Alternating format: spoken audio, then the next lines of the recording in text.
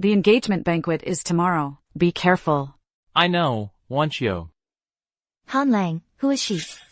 Wan Qiu. She is the daughter of the Jiangqing prefect, and the adopted daughter of Prince Ning.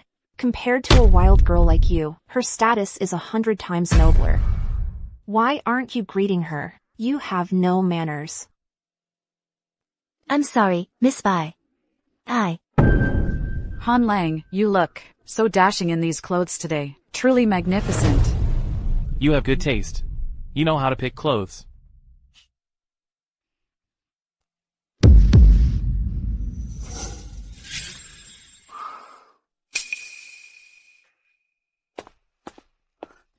Shibang, we're getting engaged tomorrow. How could you still be with another woman? What other woman? Wanchio and I are just close friends. Our relationship is completely innocent. Don't let your imagination run wild.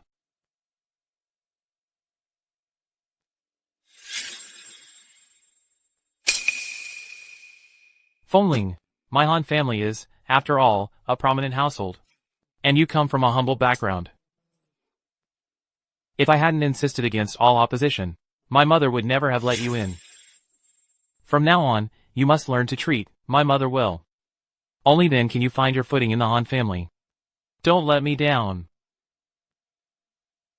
I understand. Tomorrow is the joyous day of our engagement. Dress up nicely. The guests will all be dignitaries and nobles.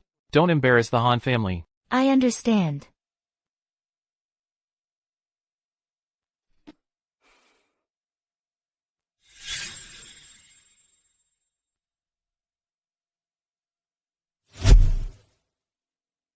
Madam Han insults you like this. Why must you endure it? Given your status, you clearly don't have to. Enough. No matter what. Madam Han is Shibang's mother. She doesn't like me. It's still my fault. I haven't fulfilled my duties as a wife. And it's also because my status is rather lowly. Your status is lowly? If not for your secret support, that Han Shibang, a man of mediocre talent, how could he have risen so high? The Han family could never have gone from a down-and-out household to soar to their current peak as a top-tier elite family. I hid my identity to keep Shibang from feeling burdened. The war god of the northern frontier, honored by the entire nation. That would likely weigh him down unbearably. But once Shibang secures his position as General Jinyuan, and the Han family reaches its peak, then I can tell him my true identity. By that time, if the Han family learns your true identity, they'll probably be so terrified, they'll kneel before you for 7 days and nights, not daring to rise. The war god of the northern frontier. That's all past glory. Now, I'm just an ordinary wife and mother. Alright. I'm getting engaged tomorrow. Wish me happiness. Today, our Han family is doubly blessed. We've gained the Emperor's favor. I, Han Jibang, have been appointed General Jinyuan. The imperial decree of appointment will arrive in Jiangchang 7 days from now. All of this is thanks to a close friend's silent support. Without her, there would be no General Han Jibang, no title of General Jinyuan, nor would the Han family have this chance to reach the pinnacle. Today is the day of our engagement. I ask you all to witness this perfect match. Wanchio. My Han.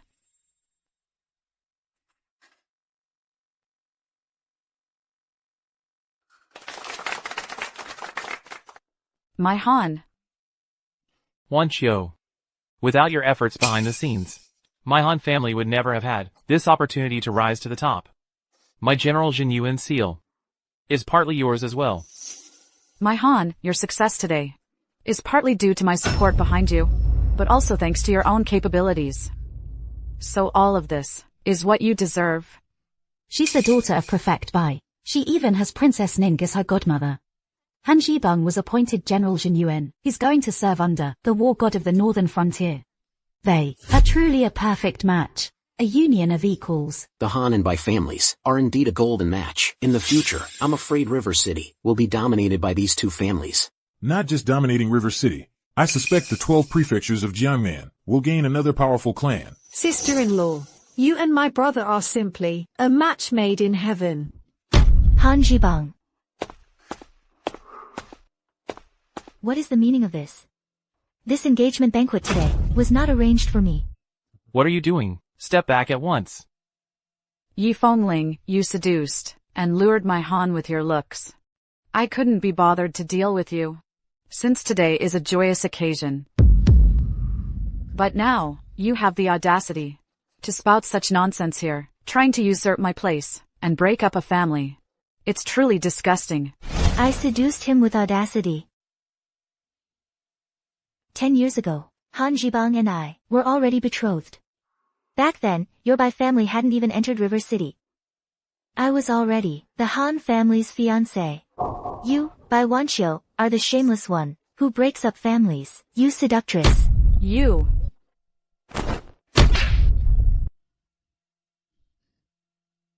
Yi Fengling.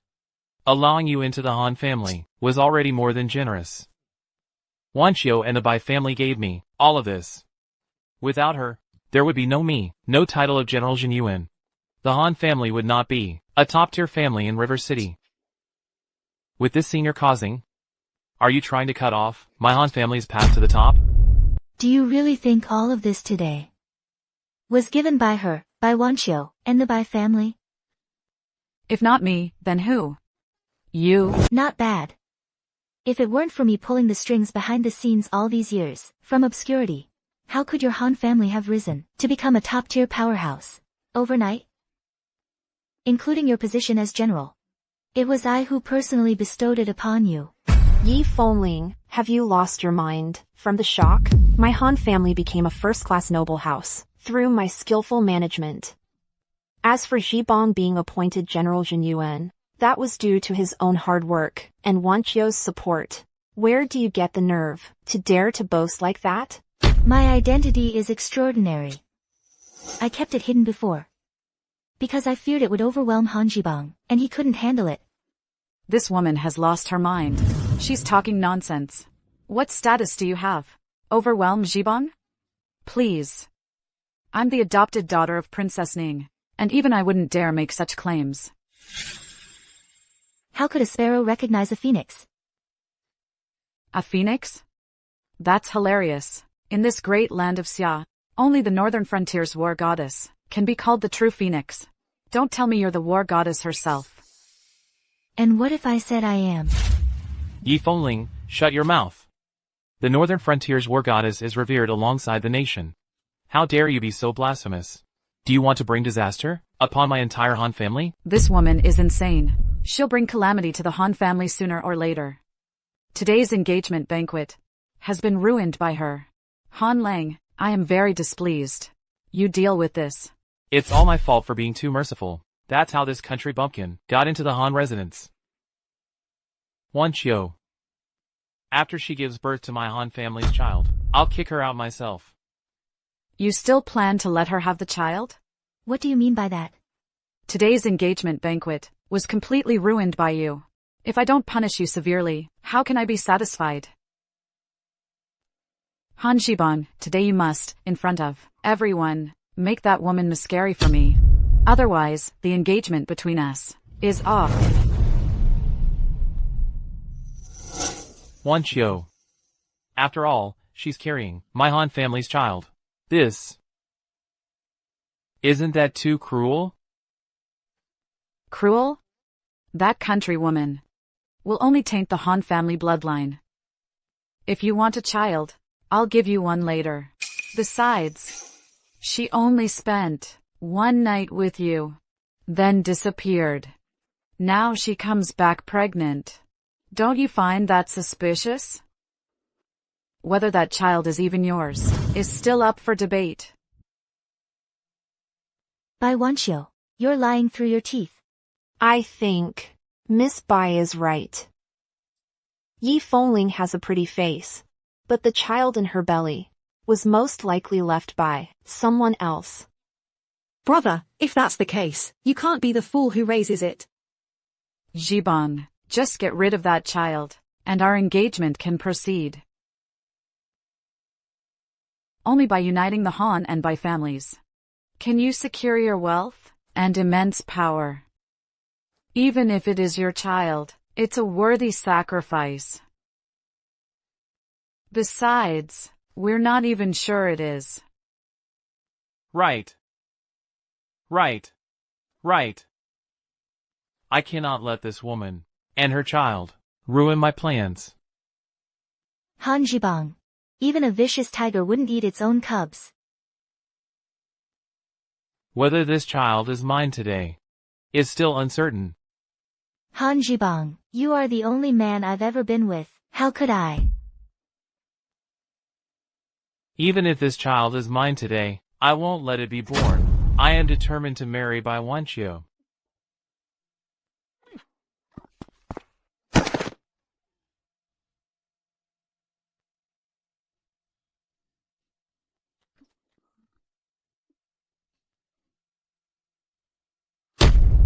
Blood. The baby. My baby. No, my baby.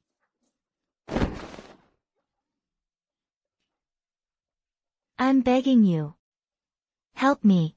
Please, call a doctor. Save my child. I'm begging all of you. Guards, take this woman and throw her out. Halt! Anyone who comes closer will die. Qinglong is late. Please forgive me, master. I have no strength left. Quick, use pressure points to stop the bleeding. Save the child. Master. No. My child. So it seems, this skilled fighter is your other man? Han Jibang. You killed your own child with your own hands. You feel no remorse. You even doubt my loyalty. I hate you. I hate you. I hate that I was blind. Foolish enough to pledge my life to a beast. Master, let's go.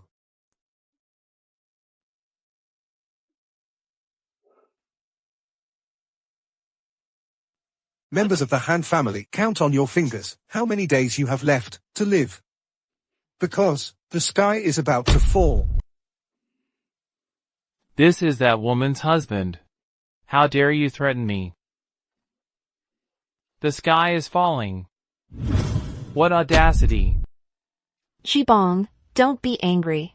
Today we drive out this country woman, and our family will be blessed threefold. Well said, Jibang. The imperial decree will arrive in 7 days. And on that day, my father will prepare a dragon ascension banquet for you. My godmother, Princess Ning, will also come to offer congratulations. Even the Tiance Marshal, under the Northern War God, will personally bestow upon you a general's seal.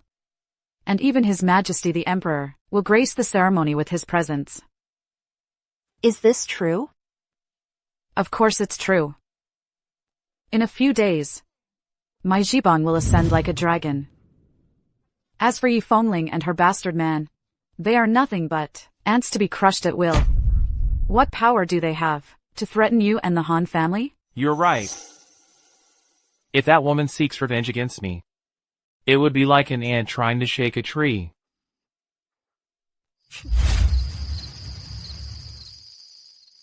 Child. Child. My child. I have failed. Unable to protect our master. Our young master. You. Please accept my condolences. It's all my fault for being blind. Mistaking a beast for a good man. Which led to your untimely death. I'm sorry. My child. I will go and wipe out the entire Han family. To avenge you and our young master. Not now.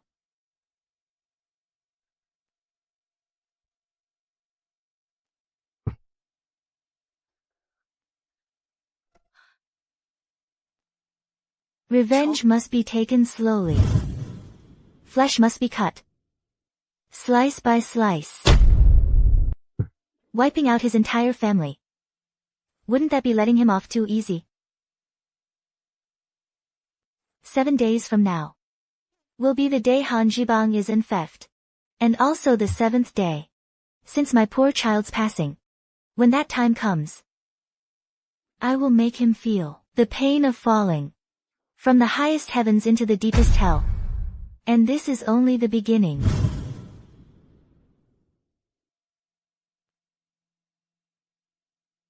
Your Majesty, this is news from the Han family in Jiangcheng.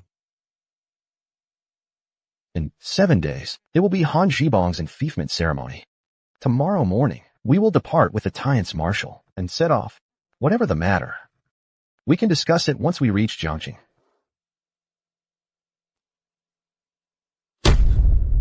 What? That bastard Han Jibang. Not only did he have Yi Fengling kicked out of the Han family, he even caused the death of the child in her womb. I hereby decree that the Han family, no, such a deep-seated blood feud, should be avenged by Fengling herself. Poor Fengling.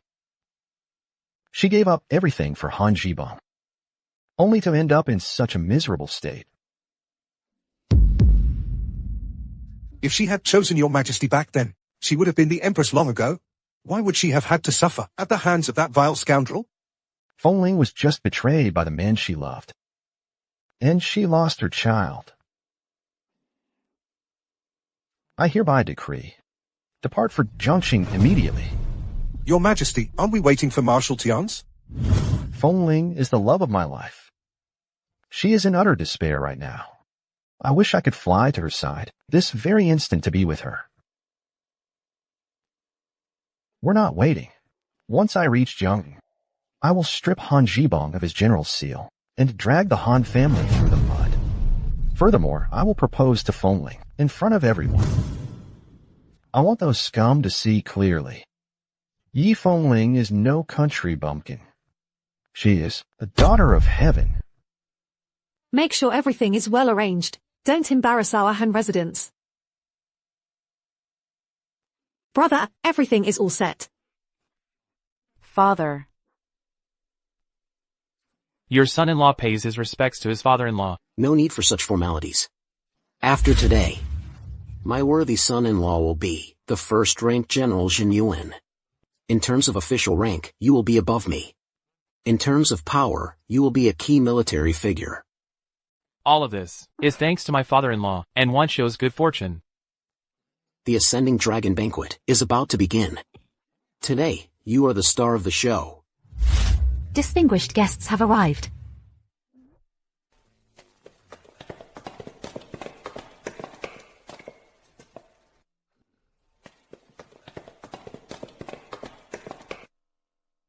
Shen Wansan, the richest man in Yunzhou, congratulates General Han. He presents a gift of 1 million taels in silver notes, wishing the general smooth sailing and a brilliant future.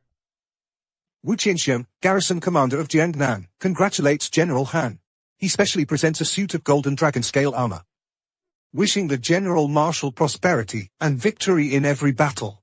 Mei Wen Yuan, Vice Minister of Personnel, congratulates General Han. He presents a mutton-fat jade Buddha statue, wishing General Han to leap over the Dragon Gate and soar 10,000 miles. The richest man in Yunzhou, whose wealth overshadows Jiangnan, the wealthiest under heaven. The Vice Minister of Personnel, high-ranking and powerful, with awe-inspiring official authority. The garrison commander of Jiangnan, commanding heavy troops, securing the region. These 3 men represent wealth, power, and military might. They are the pinnacle of their fields. But now, they all have to bow and humble themselves before you. You 3 are too kind. You honor me too much, Jibang. Please accept this humble gift, General Han.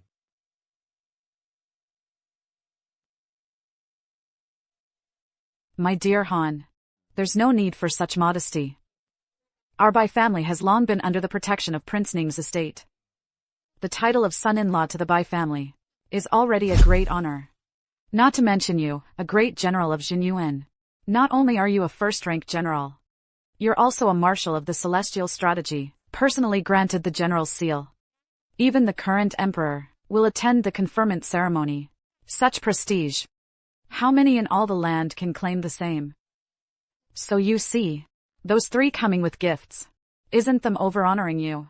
It's them trying to climb the social ladder. Zhibang, our Bai family, has always enjoyed Prince Ning's patronage. And now you've also gained the favor of the war god of the northern frontier. That is your foundation, do you understand? This son-in-law understands. Thank you for the guidance, father-in-law. Yi Fengling, do you see? We were always worlds apart, and after today, I will ascend to the heavens, while you remain the mud everyone tramples. It's a shame you're not here today. I wish you could see for yourself my moment of boundless glory. How could a pheasant ever cling to a golden scale?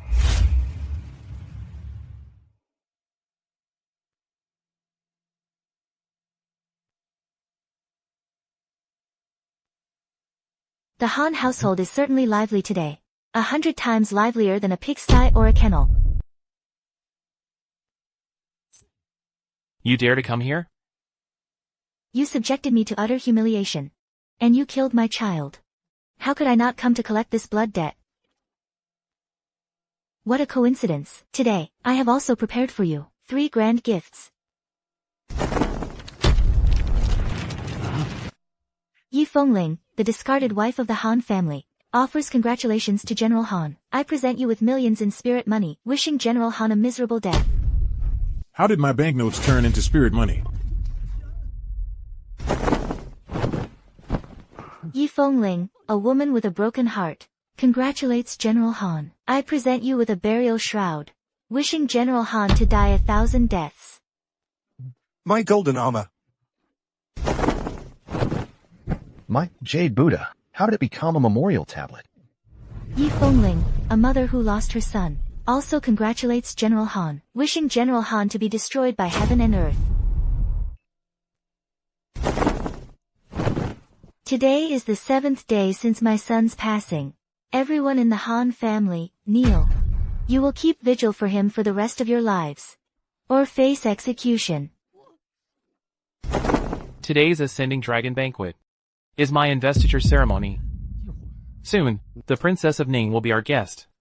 The Marshal of Heavenly Strategy will come to confer my seal, and finally, His Majesty will attend to witness the rites. If you dare disrupt it, the crime is punishable by death. A capital offense? In this great land of Xia. Who dares to judge me? My godmother, the Princess of Ning, is about to arrive.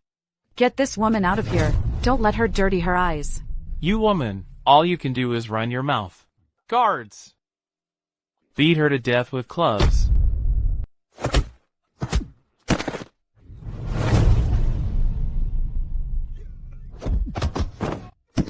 The world's #1 martial artist, Qingwang. I see. So your lover is the world's #1 martial artist. That's why you dare to cause trouble here. My confidence has always come from myself. How arrogant. You country bumpkin. What confidence could you possibly have? Even if he is the world's #1 martial artist, so what? I, Zhibang, am favored by the war god. Second only to one. Above 10,000. With a single command, both of your heads will roll. Him. No need for my esteemed son-in-law to intervene. I can sentence you to death myself. Today, the Bai family will join the Han family and be wiped from the earth. Sentencing. You'd better think hard about how you're going to atone. Anyone here can send you straight to the deepest pits of hell, out of respect for our past ties. Kneel and beg for mercy now, and you might still have a chance. Your position as Vice Minister of Personnel ends today. And as for the Jiangnan Garrison Commander, from this moment on, your only duty will be guarding the city gates. As for Yunzhou's richest man, starting today, you will live as a beggar. I don't discuss friendship with beasts. However, the Han family and the guests present, if you kneel now and keep vigil for my son, I can spare you. Consider it accumulating merit for my son in the afterlife. How dare you? You dare spout such nonsense here? My master is a figure who holds the sky in his hand. Her word is law. Don't miss your last chance. Holds the sky in his hand? Can he cover the sky over the 12 prefectures of Jiangnan?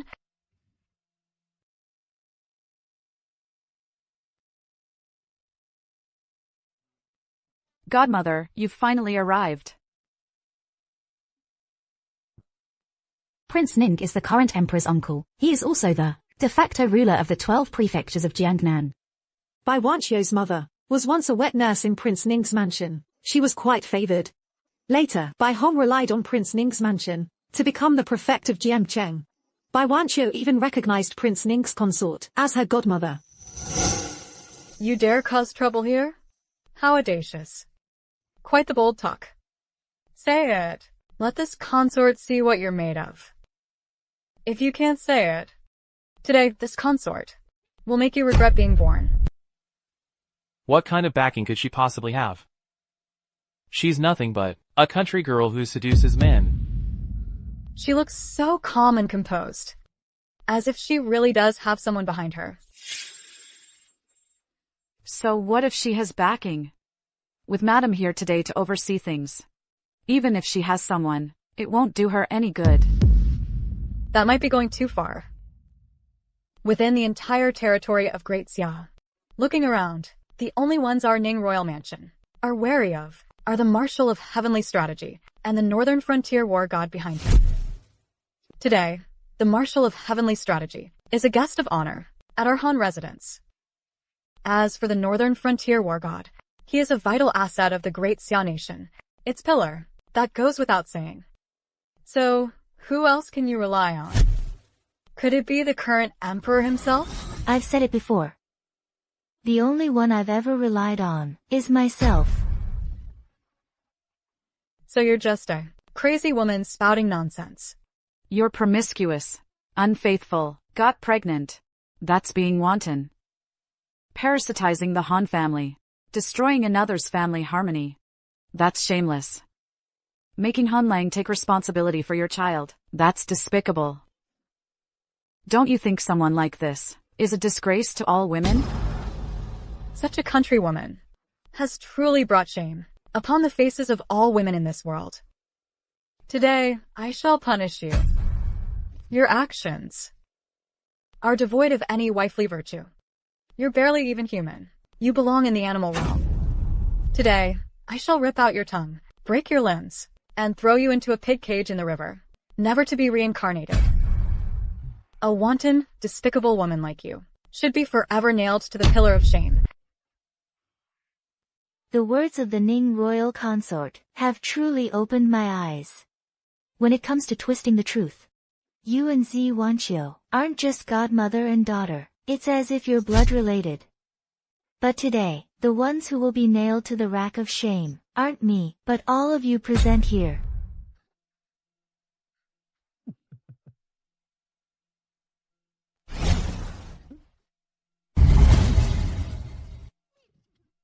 Do you know that seat belongs to His Majesty? If His Majesty can sit there, why can't I? How dare you? Do you really want your entire clan exterminated? Exterminate my clan? Go ask him if he would dare exterminate my clan. You woman.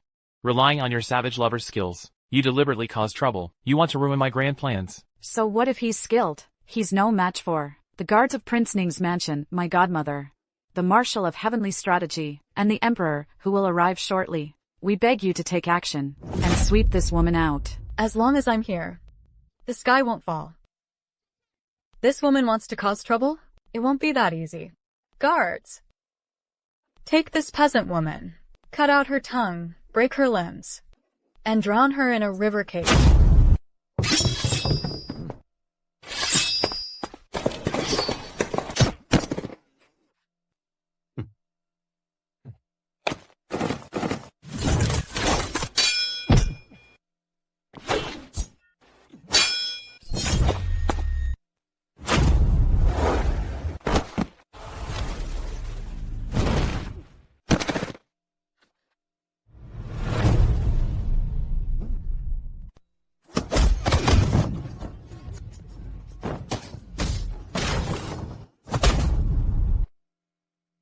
If you're unwell, you shouldn't be wielding weapons.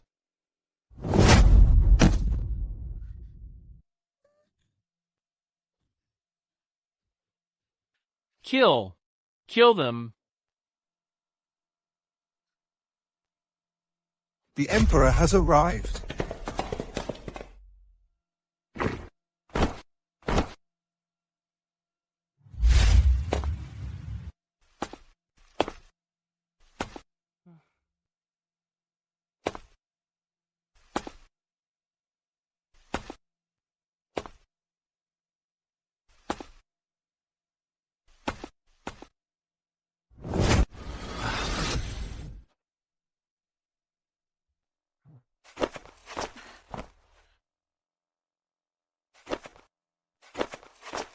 Long live the Emperor! Long live the Emperor! Ross. Thank you, Your Majesty.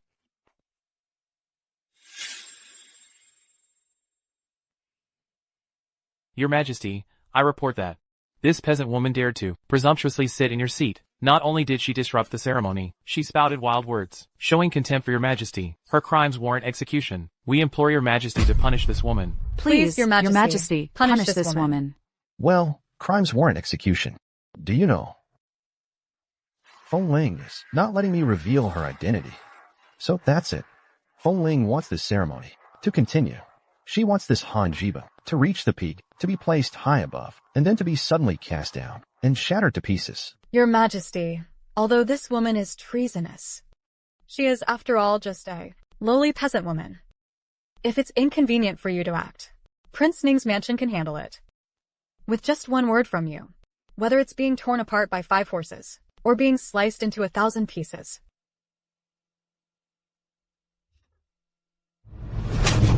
Your Majesty. Are you telling me how to do my job? This humble subject would not dare. I just walked in and haven't said a word. Yet you're pointing at my head and telling me to condemn someone else. How should we account for this crime of deceiving the sovereign? Should I have your clans wiped out as well? This general wouldn't dare. It's just that this woman dared to presumptuously sit in your seat. She's a mere peasant woman. How dare she sit in the imperial throne? It's utterly treasonous. Isn't this just your Han family's chair? How did it become the imperial throne? What, Han Jibo, do you want to be emperor? This humble subject has absolutely no such intention. You still want to be emperor, Han Jibo? I wouldn't dare. General Han didn't mean it that way. This honored seat was prepared for Your Majesty. Not only did this peasant woman sit in it, she even had the audacity to say, "If the Emperor can sit, so can I." Such insolent words infuriated us all. In the heat of the moment, we beg Your Majesty for forgiveness. Did you really say that just now? If the Emperor can sit, so can I? I did. This woman is as good as dead. She actually dares to admit it. In that case, the crime of deceiving the Emperor is undeniable. At the very least, it warrants execution of the entire family. The Emperor is a true dragon from heaven. The dragon's majesty must not be insulted. Whatever fate befalls this foolish woman, she brought it upon herself. My lady Feng Ling, at least save some face for me. Back when I swept across the northern frontier and carved my achievements into Mount Yenran, people said if I weren't a man, they would have offered me the imperial throne itself to match my unparalleled military feats. Does Your Majesty still remember those words?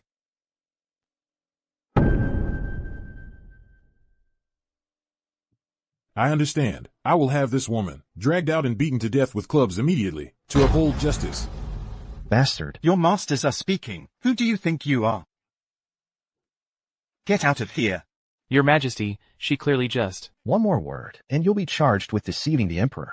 Your entire family will be executed.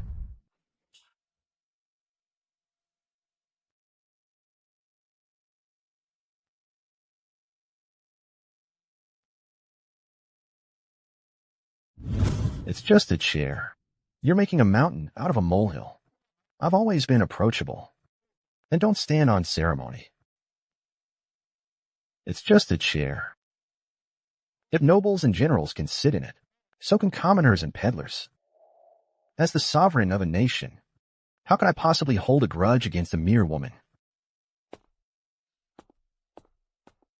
Your Majesty can even tolerate this woman, and her talk of riding roughshod over you can indeed tolerate it. Truly, you have a good temper.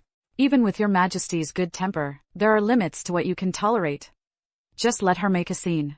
The bigger the scene she makes, the harder it will be to clean up. And the heavier her punishment will be. Humph. Even if she doesn't make a scene, it doesn't matter. Let this woman stay. And feel the supreme honor I received during my investiture. Watching helplessly as I rise to the top in a single step. Once the ceremony is over, I'll crush her underfoot just the same. The royal betrothal gifts have arrived. The royal betrothal gifts have arrived.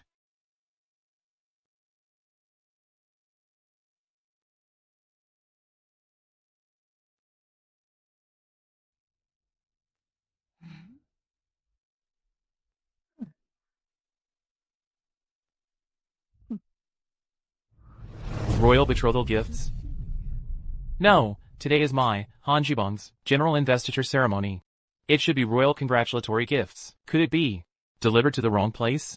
Silly, have you forgotten we just got engaged a few days ago? His Majesty's generous gift is not only to congratulate you on your promotion to general, but also to bless our happy engagement. Don't forget, Wancho is my goddaughter. This betrothal gift, too, carries the prestige of my Ning royal residence. Right, this royal betrothal gift is certainly more precious than a simple congratulatory gift. This time, I owe it all to Wanchio and the Ning royal residence. She, the Ning royal consort, doesn't have that kind of face, so you don't deserve this betrothal gift either. Since the betrothal gifts have been delivered to my Han family, it's proof enough of His Majesty's regard for me. How could it be your turn, a village woman, to speak? If my dear Han doesn't deserve it, could you possibly deserve it? Humph. His Majesty has issued a decree, specially presenting 12 layers of royal bestowed gifts. First layer, 10,000 taels of imperial gold. Second layer, a pair of dragon and phoenix jade discs. Third layer, a 1,000-armed jade Buddha. Fourth layer, a coral treasure tree. Fifth layer, a 7-colored glass screen. Sixth layer, an East Sea Night luminous pearl. These are all treasures from the royal treasury. This is enough to show His Majesty's high regard for you, and his favor towards me. But I've never met His Majesty before. This must be Godmother's doing. No. That's impossible. Godmother, what do you mean impossible? By Wanchio, you're clearly stupid. Why don't you ask your godmother? Even if we combine the dignity of everyone in a Ning manner, could we bear the weight of even one of these 12 gifts? What's there we can't bear? Not just these 12. Even if there were another 12, Han Lang and I could handle it. Silence. If you don't understand palace etiquette, then shut your mouth. Each of these gifts is a national treasure. When His Majesty bestows gifts, there are strict protocols. Even His Highness the Prince of Ning has only received 3 levels of reward. 3 levels are for princes and high ministers. 6 levels are for the crown prince. 9 levels are for betrothing the Empress. Her Majesty the Empress only got 9 levels? Then these 12. Exactly. 12 levels is unprecedented. Even for an Empress's betrothal gifts, such a standard is never used. This shows His Majesty has an unprecedented regard for my brother. He values him more than the Empress. He's planning to groom him into a war god of the northern frontier, a great figure. That does seem to make some sense. For the moment, I don't know His Majesty's thoughts either. That seems to be the only explanation. Exactly. I can't think of any other explanation. It seems in the future, His Majesty will surely entrust Shibang with important responsibilities. Daughter, this time, you've truly chosen an exceptional son-in-law. My Jibang is valued by both His Majesty and the war god. Naturally, he deserves these 12 fine gifts. But have any of you considered that these 12 gifts were never meant for you two villains? The gift has already been delivered to the Han family. That proves I'm receiving the highest honor. If it's not for me, then who else in the world could possibly accept it? You and this woman. Why waste so many words? She's just a country bumpkin. She doesn't understand anything. Don't waste your breath on her. I can't be bothered to waste my breath on you either. But presumptuously accepting a gift from the emperor is a crime punishable by the extermination of 9 generations. The heads of your Han family's 100+ members probably won't be enough to atone for it. You! Han Lang, don't be angry. You say this gift isn't for Han Lang? Then who is it for? Could it possibly be for you? If I can sit on the emperor's throne, then of course I can accept the emperor's grand gift. Yi Fengling, you are truly treasonous. You have no respect for your sovereign. How dare you utter such insolent words to offend his majesty? To be honest, I truly admire you, woman. When it comes to having a death wish, in this vast empire of Xia, you are truly number one. I told you this woman would keep pushing her luck. She actually dares to say the emperor's 12-part gift for Zhibang is for her. Isn't this like sticking her own head under the executioner's blade? The scale of the 12-part gift is unprecedented. The emperor bestowing it upon Zhibang definitely means he regards Zhibang as a pillar of the state to be nurtured. This woman is spouting nonsense. I'm afraid she's about to touch the emperor's reverse scale. Even having her executed by 1,000 cuts on the spot would not be excessive. Your Majesty. You heard her, right? This woman. The emperor is sleeping. Disturbing the emperor is a capital offense.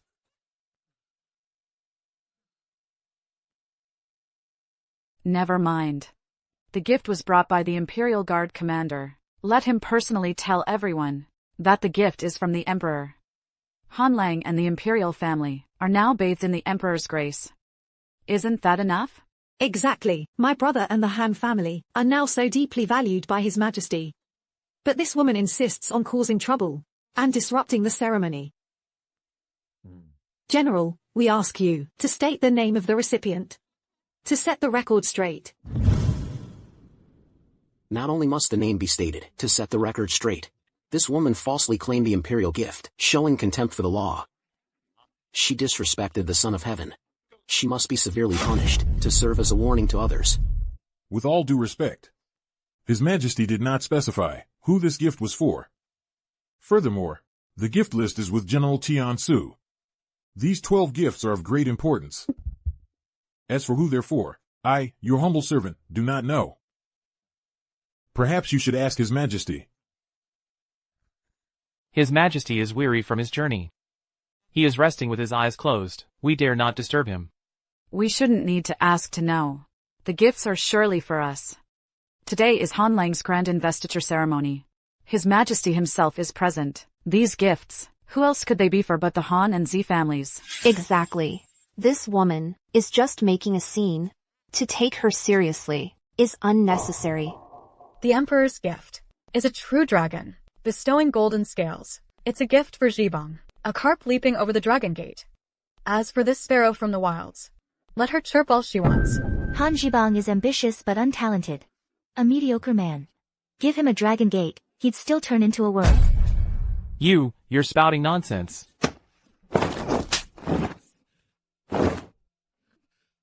Your Majesty. You see? This woman committed violence before the throne. She disdains your Majesty. You're quite good at throwing mud. All I did was give this scoundrel a slap, and you're twisting it into an assassination attempt. Your Majesty, look. This woman is at death's door, yet she still argues. Unrepentant to the end. This humble servant understands. What's all this noise? On such a joyous day. No swords or blades. I am tired. Whatever this is, wait until Marshal Tian Su arrives. Did you hear that? Put your swords away. His Majesty needs to sleep. Do not disturb His Majesty's rest. What on earth is going on? His Majesty is profound and inscrutable. He has his own plans. This woman thinks she's escaped calamity, but she doesn't know the deeper meaning behind His Majesty's actions. In my opinion, His Majesty is preserving Zhibang's dignity. He's postponing this matter for now. After all, today is Zhibang's joyous day. Once Marshal Tian Su arrives, we'll settle accounts with this woman for good. Such a treasonous, common woman who disdains imperial authority cannot simply be killed. We must have Marshal Tiansu personally execute her by 1,000 cuts. Chop her up and feed her to the dogs. Make an example of her. To warn the world. Your Highness, and my father-in-law's analysis really hit the nail on the head. I understand. But this woman keeps causing trouble over and over. Do we really have to keep tolerating this? Of course not. General, you heard what my godmother and my father just said. Since His Majesty wants to settle scores with her, we can only wait for the Marshal of Heavenly Strategy to arrive. Then we can execute her. General, I'm afraid you've only recently been promoted, right? How did Your Highness know? Looking at your clueless demeanor. You simply don't know how to read the Emperor's intentions. The Imperial Guard is the Emperor's personal force. You must serve with all your heart, and do the Emperor's bidding. Those the Emperor values, like my husband Han, you must befriend immediately. Those the Emperor detests, like that woman, you must also eliminate immediately. Before the Marshal of Heavenly Strategy arrives. If this woman isn't dead, no matter how much you struggle, it won't matter. Only by reading the Emperor's intentions. Can you keep your position as general secure? Today, you've pleased me. In the future, when I become the war god of the northern frontier, I won't forget to share a piece of the pie with you. General Han is right. You, woman, made a grave mistake. You shouldn't have caused trouble at the ceremony. The Emperor can't act directly, so let me do it for him. You fool. If you had any sense at all, you wouldn't listen to the words of the Han family. I advise you to take your brain and your eyes with you when you go out. Otherwise, you'll lose your head right after your promotion. Facing death, and still so stubborn. The one who should lose their head is you. Now you've angered the Emperor, defying the Imperial will. Once the Marshal of Heavenly Strategy arrives, thunder will strike. By then, you'll be crushed to dust, with no way out. I think she's been scared out of her mind. She's already started talking nonsense. The Emperor wants to settle scores with her. Before the Marshal of Heavenly Strategy arrives, she won't find death easy. An ant can never defy the heavens. Don't worry. To torment this woman, I have plenty of methods. Even if we have her skinned and dismembered, we can keep her clinging to life until the Marshal of Heavenly Strategy arrives. If you dare lay a hand on me, once the Marshal of Heavenly Strategy gets here, the ones getting skinned and dismembered will be you. Still running your mouth at death's door? Guards, cut out her tongue first. Stop!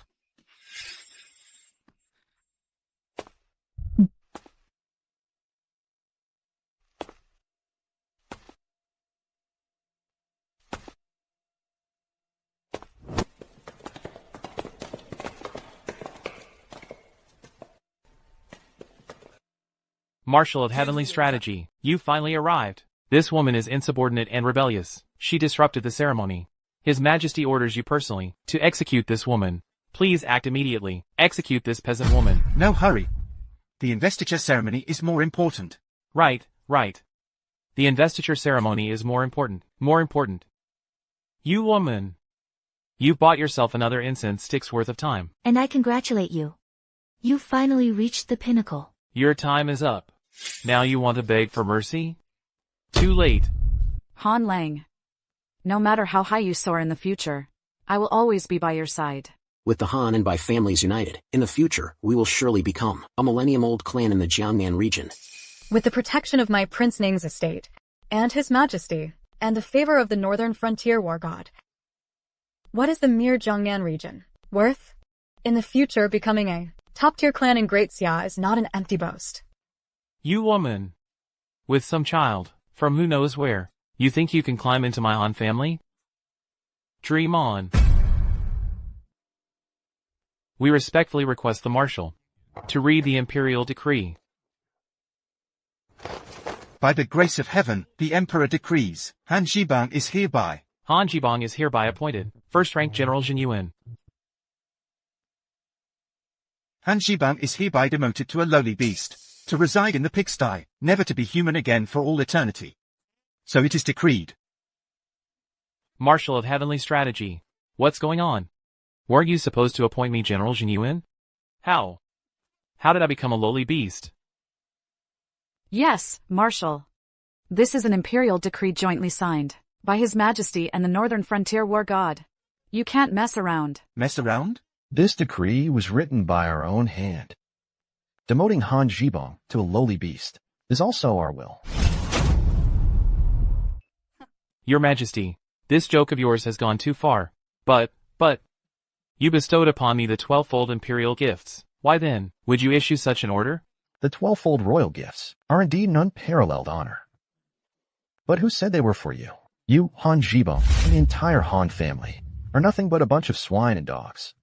How could you possibly be worthy of my 12-fold royal favor? The ultimate grand gifts. Greetings, God of War. Here is the gift list. Please accept it. His Majesty sincerely proposes marriage. He has specially prepared 12-fold betrothal gifts. For the union of Dragon and Phoenix, the position of Empress, to mother the nation. It is now. No. Impossible. This is absolutely impossible. Your Majesty, these 12 grand gifts are actually betrothal gifts for Yi Fengling? This humble officer deserves death. I did not know Missy was Her Majesty the Empress.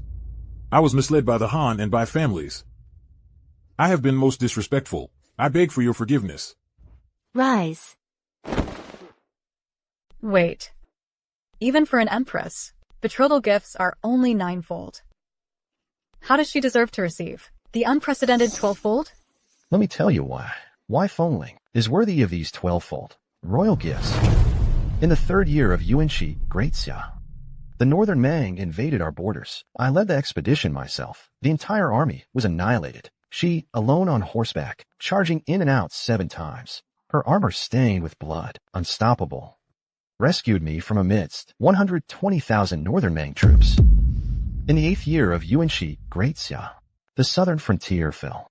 The collapse of Great Xia was imminent. It was she who led 3,000 Fengling troops, carrying her coffin southward, shattering enemies and toppling kingdoms along the way.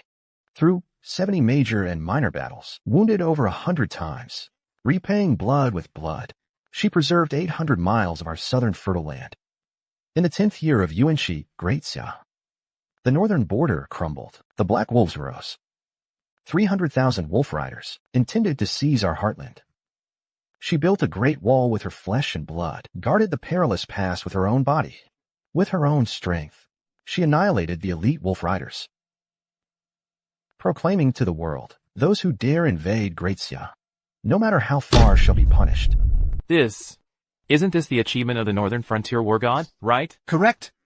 Standing before you is the one who expanded our Great Xia's territory, protected our borders, and secured our nation. The one with illustrious merits, the Northern Frontier War God, celebrated for generations to come. We pay our respects to the War God.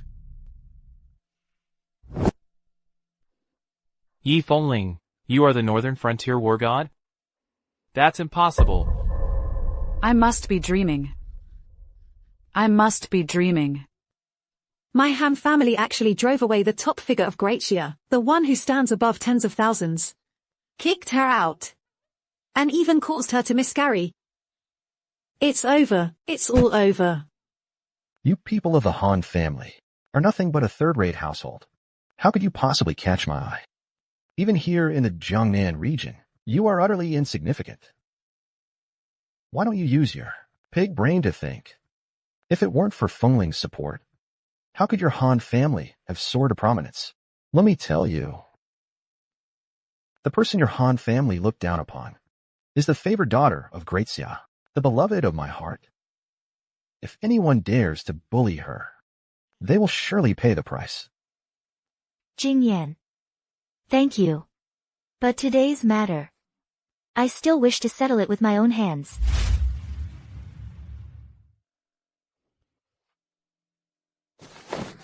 I didn't mean to. I thought that child wasn't mine. That's why I...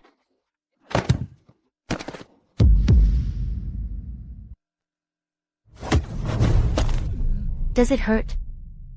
One day as husband and wife brings 100 days of grace. Fengling, spare me. Spare you? Did you ever spare my poor child when you harmed him back then? My pain was 100 times greater than yours.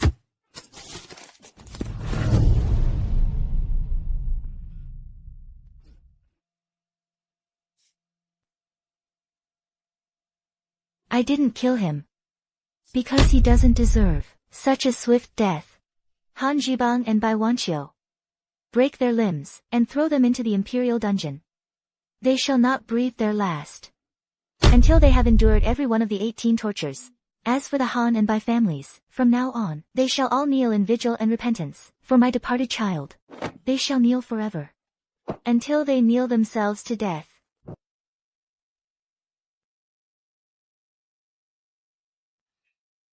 Fengling, starting today, you shall be my empress. No one will ever dare to bully you again. Tomorrow, I can accompany you back to the capital. But as for the position of empress, you should choose someone else.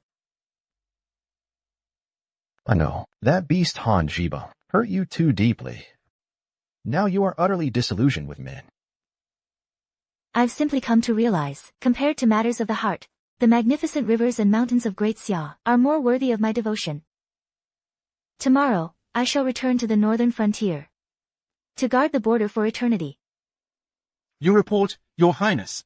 If you don't take the throne, and someone else does, His Majesty will be in trouble. What did you say? Prince Ning is ambitious. He's determined to have his daughter, the Princess of Ning, become Empress. The prince commands 500,000 elite troops, and controls the Jiangnan region. If the Ning family also seizes control of the imperial harem, I fear the Great Xia Empire. Shaoli, you dare.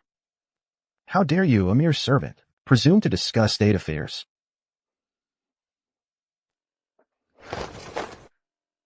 Miss Fengling. A treacherous prince disrupts the court, plotting to seize the throne. Great Xia is hanging by a thread. I beg you to assist His Majesty. Even if His Majesty orders my death today, I must speak.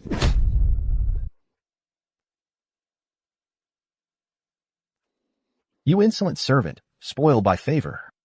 Do you truly not fear I will have you beheaded? Xiao Li, to die for the Emperor, is a worthy death.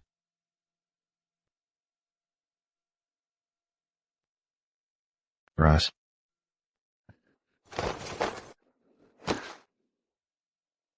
I made Fengling Empress to give her a home, not to drag her into the treacherous, swirling vortex of court politics. Report, Your Majesty. Prince Ning has stormed the imperial prison. He directly took Han Jibang, Bai Wanqiu, the princess consort of Ning, and others, and has taken them all away. Outrageous. I am still here. He dares to forcibly take away major prisoners? He simply has no regard for my authority. Does the Jiangnan region truly belong to the Nings now? Issue my decree. Your Majesty, please calm your anger. The Jiangnan region is now under Prince Ning's control. Saying it belongs to the Nings is not far from the truth. It's best not to provoke an open conflict. Nonsense. Shaoli is right. Prince Ning is entrenched in Jiangnan. His power immense, he's already a threat. If he gains control of the harem, uniting forces inside and out. Forget just the Jiangnan region. Even the entire Great Xia Empire would have to change its name to Ning. Now, my enemies have also been protected by this Prince Ning. For both public and private reasons. I have no choice but to become Empress.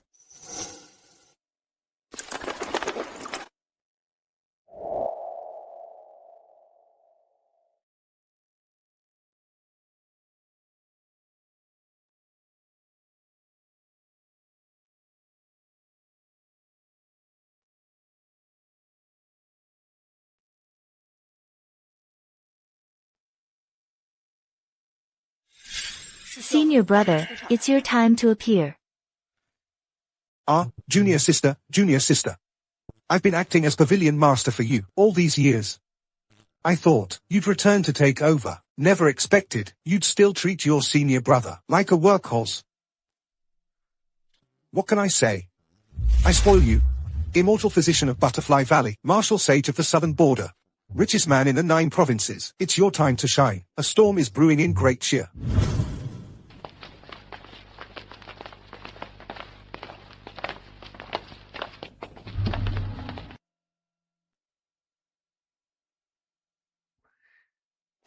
Your report, Empress Dowager. His Majesty has brought Yi Fengling to pay his respects. The Empress Dowager is unwell. She is not receiving visitors. Please return, Your Majesty. Mother suffers from the frostbite ailment. She's perpetually cold and frail. Once it flares up, it takes at least half a month for her to recover. Jing'er, you are the only one fit to be Empress.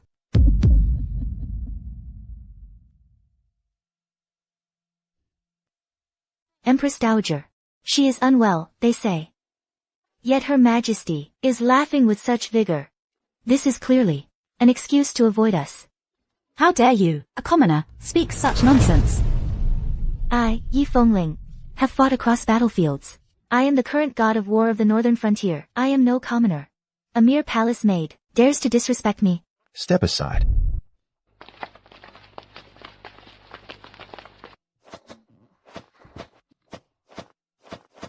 If the Emperor would take you, Jing'er, into the palace, then even if I were to die now, I could rest in peace. Your Highness, you mustn't say such things. May you enjoy boundless fortune and a long life. Jing'er's heart belongs to His Majesty. It's just a pity. The goddess is willing, but the king is not. My son is becoming more and more outrageous.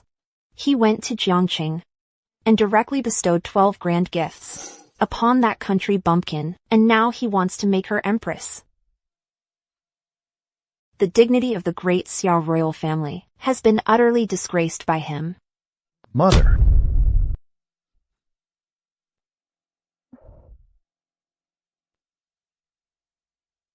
Empress Dowager.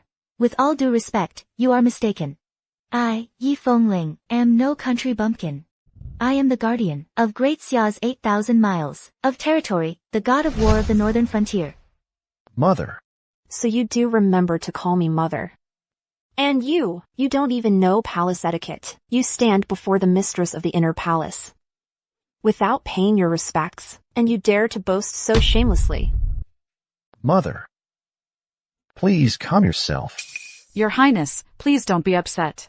No matter whom His Majesty marries, Jing'er will support his choice. The title of Empress is unimportant. Jing'er only wishes to stay by your side. That would be enough for this lifetime. That's unacceptable. Only you are fit to be the Empress. Your Majesty, since she's already said she's willing to stay with you, why not make her your maid? Then she and this palace maid outside can accompany you for the rest of your life. Wouldn't that make everyone happy? You. Fengling is right. I'm not fit to be the Empress. But if I can serve as a maid for Her Majesty and His Majesty, I'll accept it. However, I've heard that Fengling got pregnant before marriage, and even betrayed her own fiancé. Her promiscuous, flirtatious reputation has spread throughout the entire capital. Is this true? Jing'er never assumes the worst of others. But the victim is my sworn brother-in-law.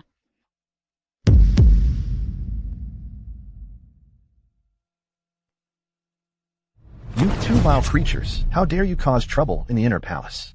Guards. Please, Your Majesty, grant us justice. No, Mother, it's not like that. What grievances do you two have? I will see that justice is served. You may rise. Your Majesty, please hear us. This is what happened. I've been betrothed to Yi Fengling since we were children. The Yi family fell into decline, so my Han family took her in. But later, she left the Han household. She got pregnant from who knows where, and expects me to take responsibility. Wanqiu and I overlooked her past and accepted her. Yet she lords her status over us, and bullies us. She tramples the Han and Bai families underfoot, tormenting and crushing us. Outrageous. That's sheer ingratitude. Mother, that's not the truth. Don't listen. They're one-sided story. Your Majesty, I know you love Fengling dearly. Love is blind. No matter how vicious or cruel she is, in your eyes, she's flawless. However, please do not interfere with Her Majesty the Empress Dowager's judgment. Enough. You shut up. You two, continue. Your Majesty the Empress Dowager. If this woman had only oppressed our Han and Bai families, Wanqiu and I would have endured it. But this woman, to become empress, actually personally killed her own child. Even a vicious tiger doesn't eat its own cubs. This woman, in pursuit of wealth and status, is utterly heartless. If she were to become the mother of the nation, then our great Xia imperial family would be in grave danger. Han Jibang, by Wanqiu. The story you've concocted is truly spectacular. Feng Ling. The facts are undeniable, even if you refuse to admit it. It's useless. It's just that, it's a pity for the child. Not yet born into this world. And you heartlessly killed it. Your Majesty, you have also been a mother. Tell me, how could anyone in this world be so cruel? Indeed. I am also a mother. If my child gets a scrape or a bump, my heart aches for a long time. You wicked woman. You are utterly unworthy of being human. Your Majesty the Empress Dowager, allow me to clarify one thing. My title, War God of the Northern Frontier, was conferred by your son. But the Feng Ling army that can sweep across the land is in my hands. If my ambition swelled, I could easily capture the capital, enter the imperial palace, and ascend as empress. As for my child, whether boy or girl, could inherit the throne, would I be out of my mind to need to kill my own child, to seize this utterly useless position of empress, and then waste my breath here with this woman and this pair? Feng Ling. You are really too blonde. This is treason. Oh no! Her Majesty is having an episode.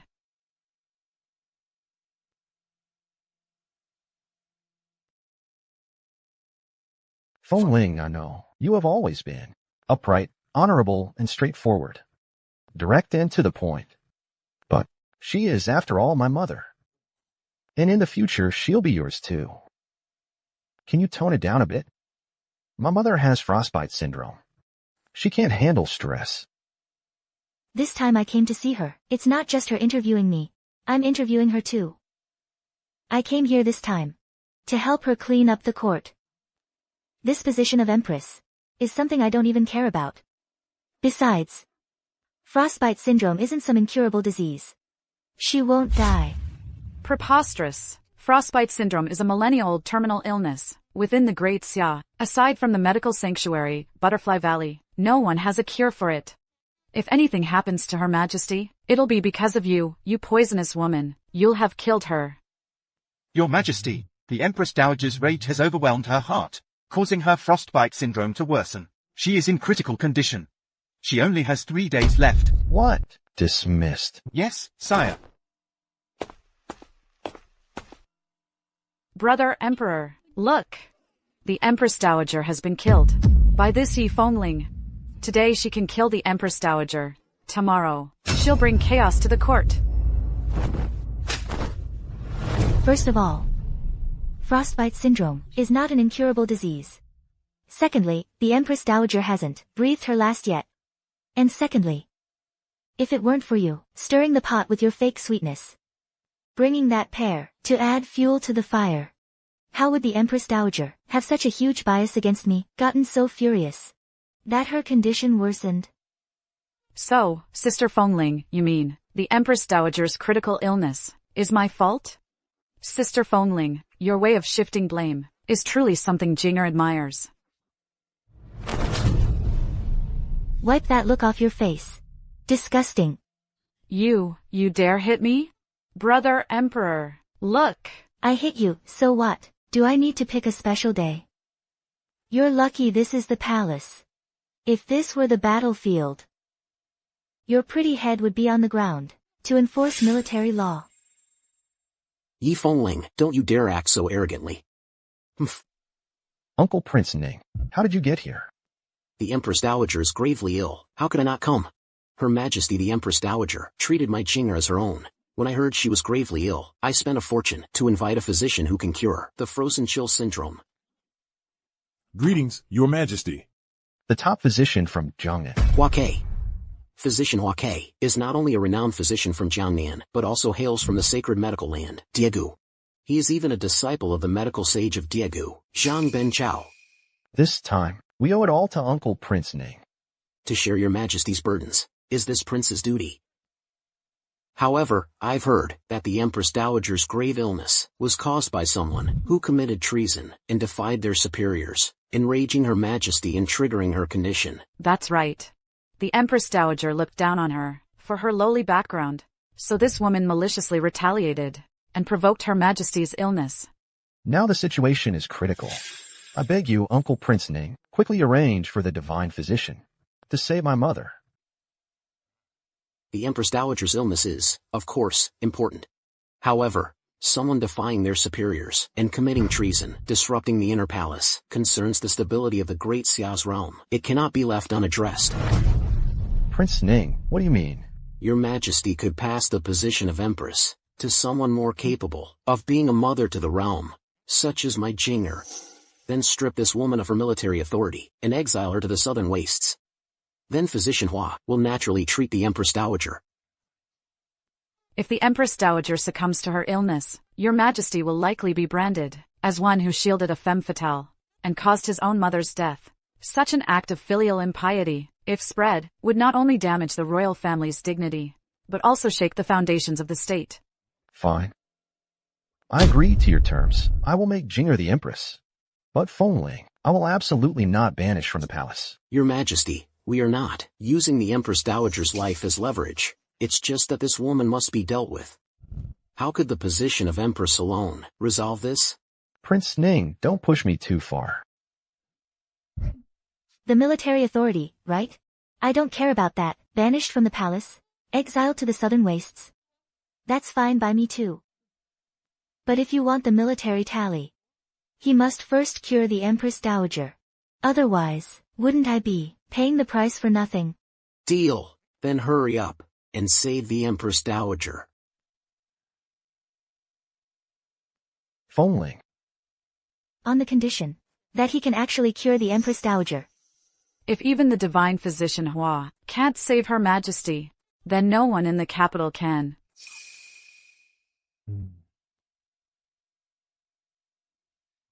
Could this be the legendary fire dragon pill? Correct. This is the fire dragon pill from my Butterfly Valley.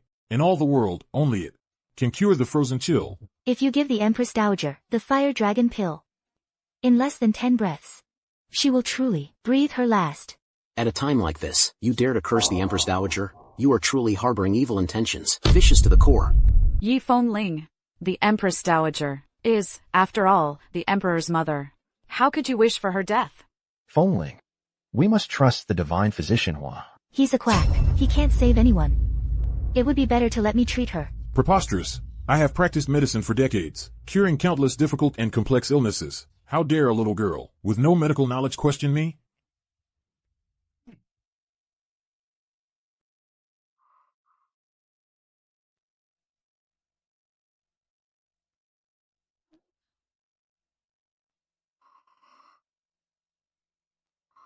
Mother. 10. What is the meaning of this? Empress Dowager. Yi Fengling, curse that if you took the fire dragon pill, you wouldn't last 10 breaths. Outrageous. Are you really so eager for my death? 9. This is the Empress you chose. I've barely come back to life, and she dares to utter such a vicious curse against me. If you still acknowledge me as your mother, execute her on the spot. Your Majesty, you must not, for the sake of such a vile woman, earn a reputation for being a foolish and unfilial ruler. You'll be condemned for eternity. Kill her. 8. Fengling. Stop this. Empress Dowager. This. Mother.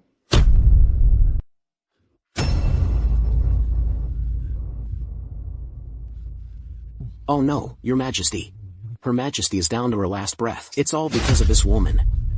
She cursed the Empress Dowager, causing her to become enraged and relapse. Her condition took a sharp turn for the worse. If you're determined to blame me, you'll find a reason.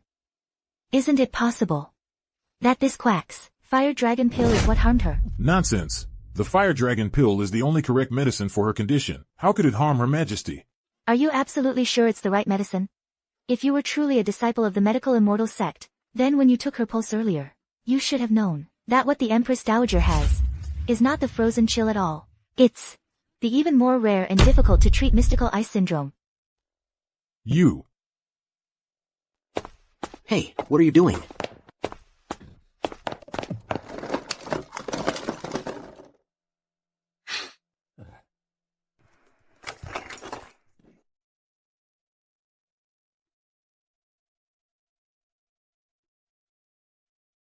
This.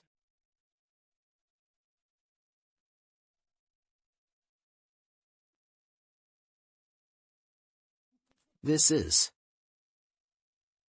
Alright, the Empress Dowager will wake up soon.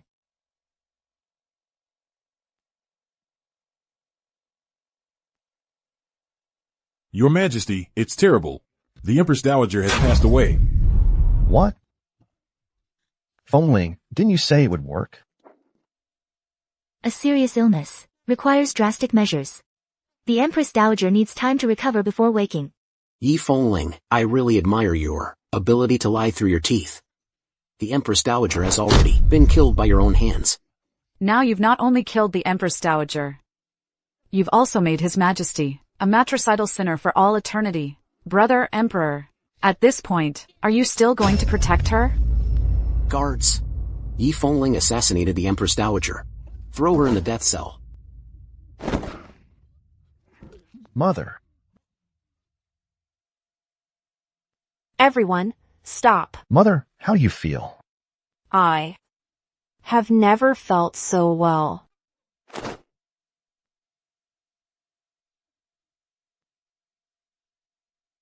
Your Majesty, the Empress Dowager's illness is cured. This. Frozen veins. Isn't it an incurable ancient disease? Speak! Who saved my life? Ask them. Divine Dr. Hua. You tell us. Was it you who cured the Empress Dowager? Don't worry about this woman. The Prince of Ning's mansion and the Empress Dowager have your back. Just tell the truth. However, if you lie, your head will roll. Empress Dowager, this fire dragon pill. This fire dragon pill actually didn't work. It was Messiah's Tai divine needles that revived you. I dare not claim credit. Tai divine needles. Tai divine needles are a divine technique, not passed down for millennia, from the medical sanctuary, Butterfly Valley. They were created by the founder of Butterfly Valley. They're said to revive the dead and regenerate flesh. Even the Valley Master of Butterfly Valley, Medicine Immortal Zhang Benchao, doesn't know the Tai divine needles. Fengling you. I told you. Medicine Immortal Zhang Benchao is my disciple. But none of you believed me. Do you believe me now? Hua Ke failed to recognize our revered ancestral grandmother. I beg for your forgiveness. He fears me, because I am his ancestral grandmother. Do you understand? Enough. Let this matter end here. This consort is tired. We shall obey Her Majesty's decree.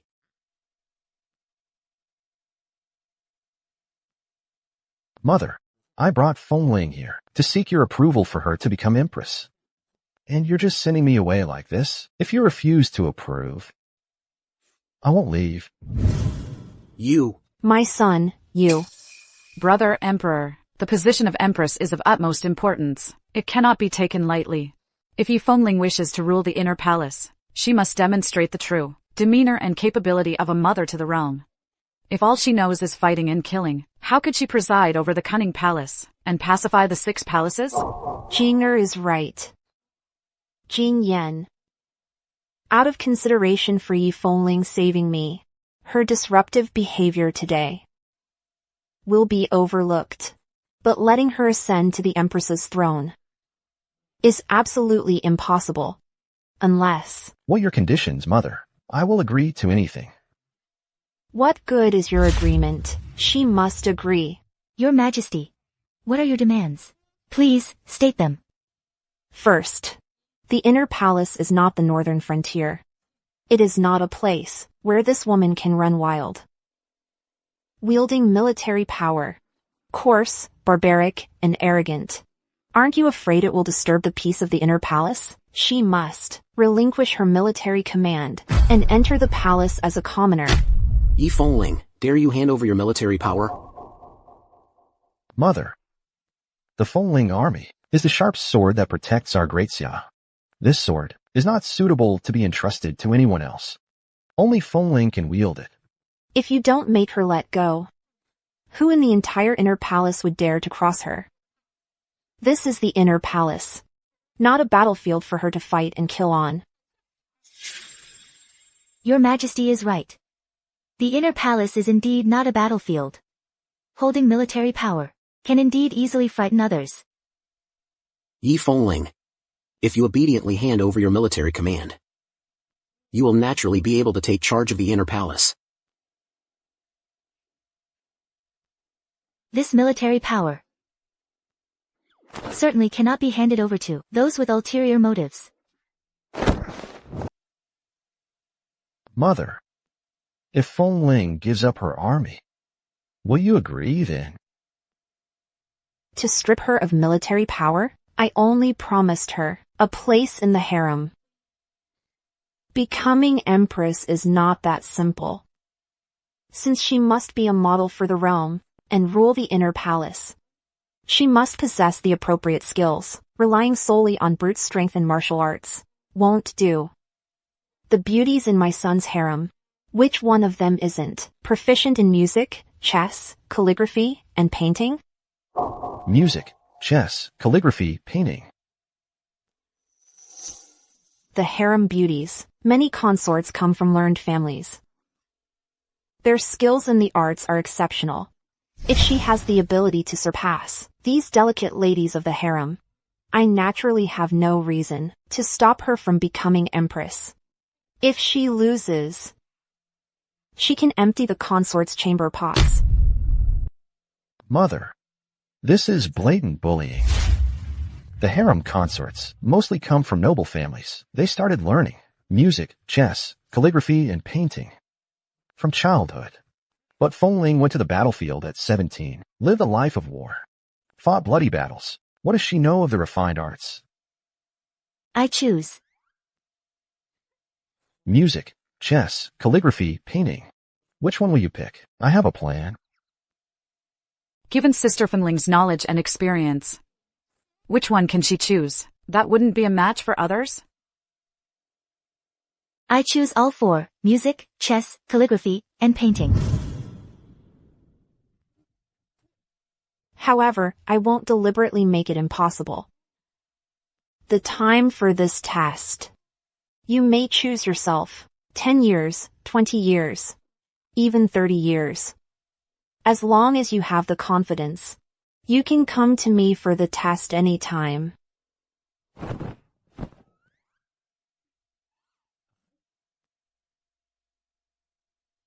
Yi Fengling, you really are confident in your learning abilities.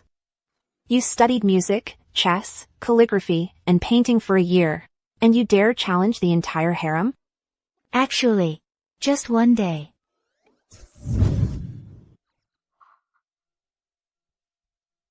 Well, I'm going back to sleep. Tomorrow, I'll come back to challenge this harem. Fengling. Have you lost your mind? Even if I had a whole year, I could train you in music, chess, calligraphy, and painting. But you're actually going to compete tomorrow? Then I'll change the time. Fine, I'll go right now. To talk to Her Majesty. Ask for a few more months. Then the day after tomorrow. Are you even listening to me? I'm listening very carefully. This is a duel. You simply cannot win.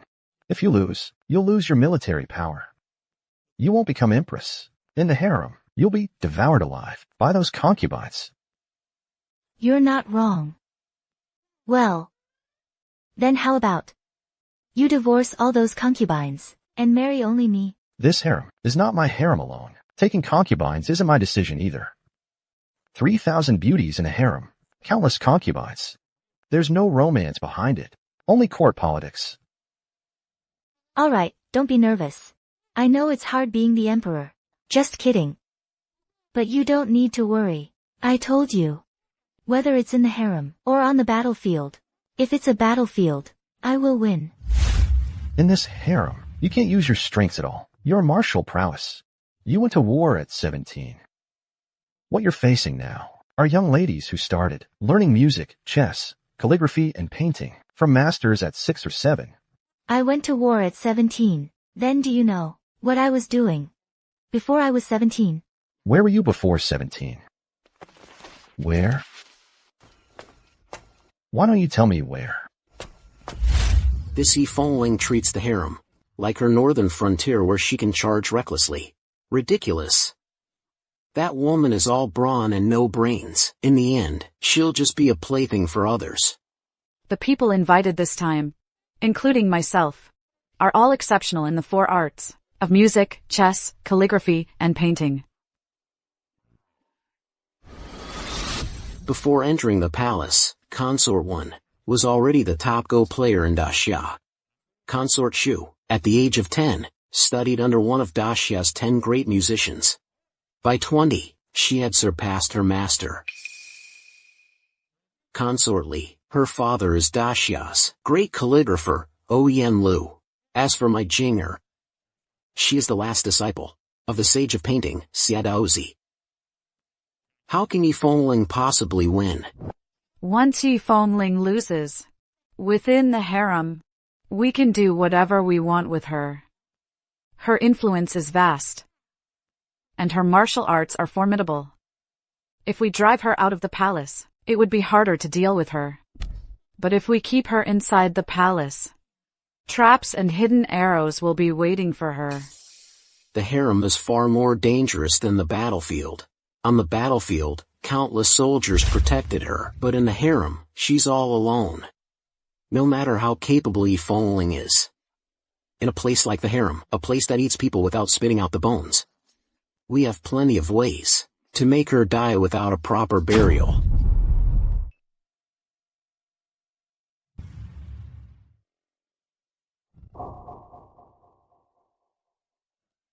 Consort 1 truly lives up to being the #1 Go player in Great Xia. If not for being a woman, she would have been crowned the Great Xia Go sage long ago. Looking at this situation now, Consort 1 is delivering a one-sided slaughter. Yifengling's skill level is worse than a beginner's. This match is practically an insult to Consort Wen. Her Go skills swept across Great Xia. She only ever lost to the master of Lanya Pavilion. And now she's playing against a village woman. What a waste of her life. If all the talent in the world were 10 measures, the master of Lanya Pavilion would have 8. If the world's people were divided into 2 tiers, losing to her is no shame. It's an honor. Yifengling, you were arrogant before. Now you should know there's always someone better. And skies beyond the sky. Your Majesty. What should we do? I only know a little about Go. But just looking at this game, I can tell Miss Fengling is definitely going to lose. Should I secretly arrange for a palace Go master to come and give Miss Fengling signals to help her defeat Consort Wen? It's not that simple. For one, Fengling is too proud. She'd never agree to cheat, and besides, the game Consort 1 is playing is no ordinary match. No one in the entire palace can solve it. Even if Fengling cheated, she couldn't win. Back then, when Consort 1 played the master of Lanya Pavilion, they were evenly matched. In the end, the master of Lanya Pavilion set up an ancient, unsolvable game. The exquisite game. Only then did he barely win that match. Today, Consort 1 is playing Yifengling. You could say she's replicating that very game from back then. Yifengling has no chance of winning. Consort 1, the exquisite game she's set up. Even if the master of Lanya Pavilion himself came to play for Yifengling, he still couldn't win. Once Consort Wen places this final piece, Yi Fengling will lose the entire board. Yi Fengling. You should feel honored. Because you've witnessed the most difficult game to solve in 1,000 years. The exquisite game. It's a treasure of the Go world.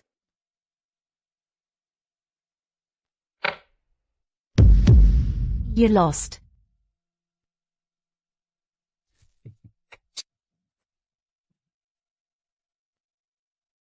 This Linglong chess puzzle is truly extraordinary. They say, back then Consort Wen failed to solve this very puzzle. That's why she was defeated by the master of Langya Pavilion. Now, she uses this one board to crush Yi Fengling. That's like using a cannon to kill a mosquito. Yi Fengling, why aren't you kneeling down? Thank Consort Wen for letting you witness the brightest pearl in the crown of chess. Forget about becoming empress. You're not even fit to be a palace maid. Is that so? What about this move? If Yi Fengling lost, she lost. Why can't she just admit defeat gracefully? If Sister Fengling doesn't understand chess, I, Jinger, can teach you. How exactly did you lose? Alright then, teach me. How did I lose this game? Daughter, what's wrong? Give her some pointers.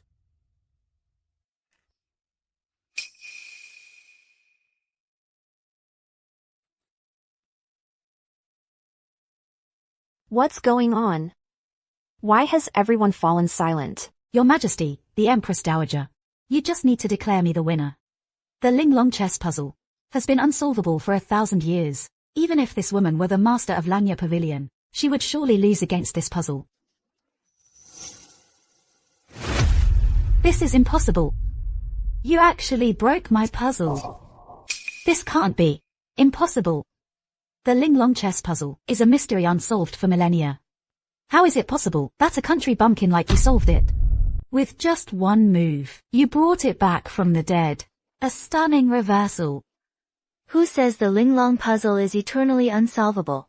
You're just ignorant. Your Majesty, the Empress Dowager, I've won. You were right. There's always someone better, and the sky is even higher. Today. Consort Wen should have seen that too, right? Impossible. How could I possibly lose to her?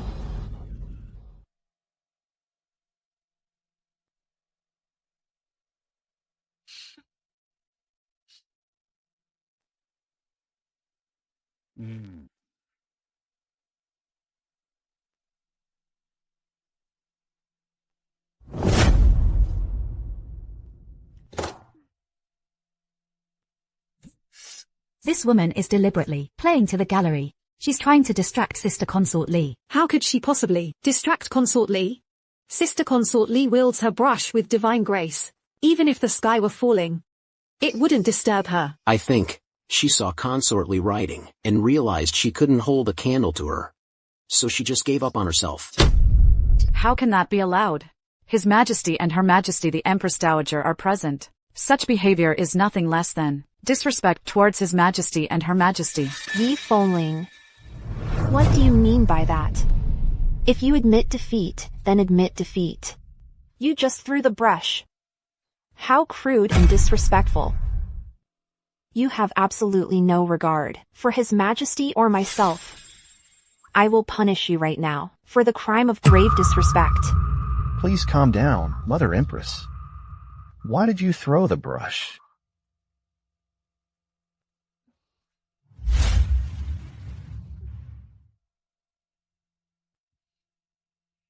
Mother Empress, I have finished writing.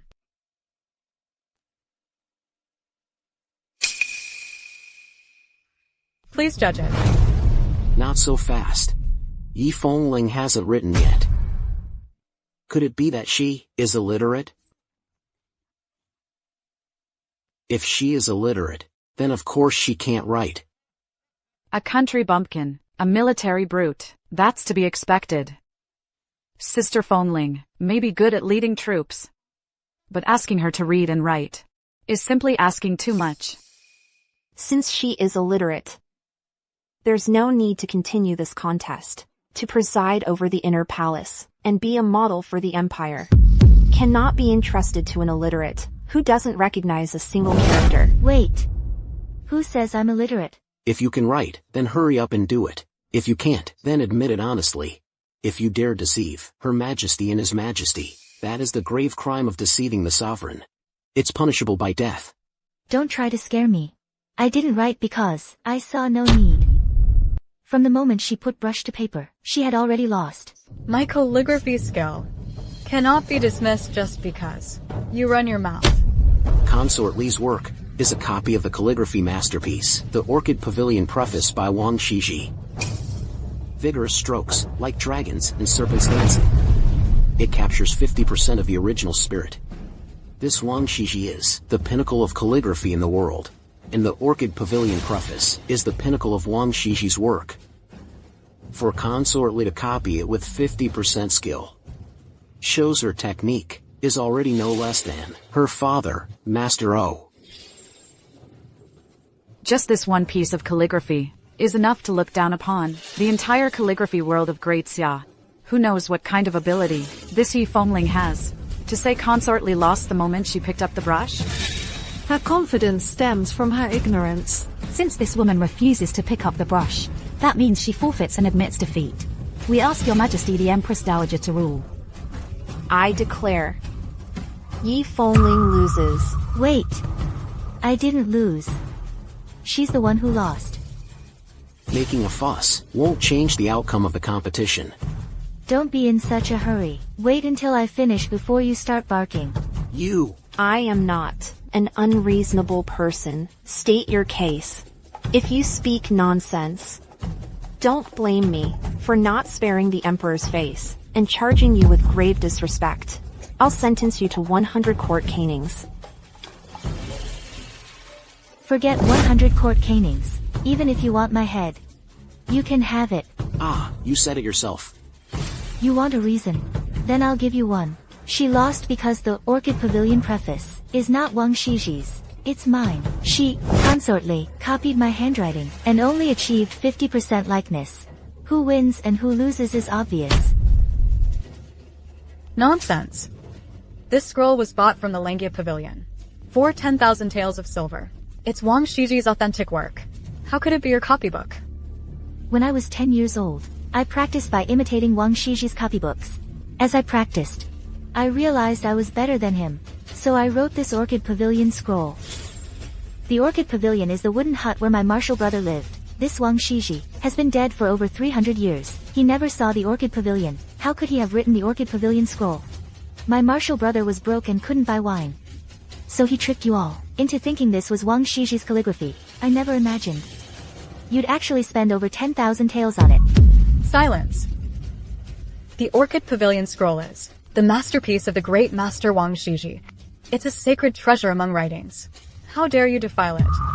Yi Fengling, you could at least make up a more believable story. Not even a ghost would believe that. Fengling, maybe we should just admit defeat. Saying things like that will only anger Her Majesty further. Guards, take this babbling peasant woman and drag her out. Wait.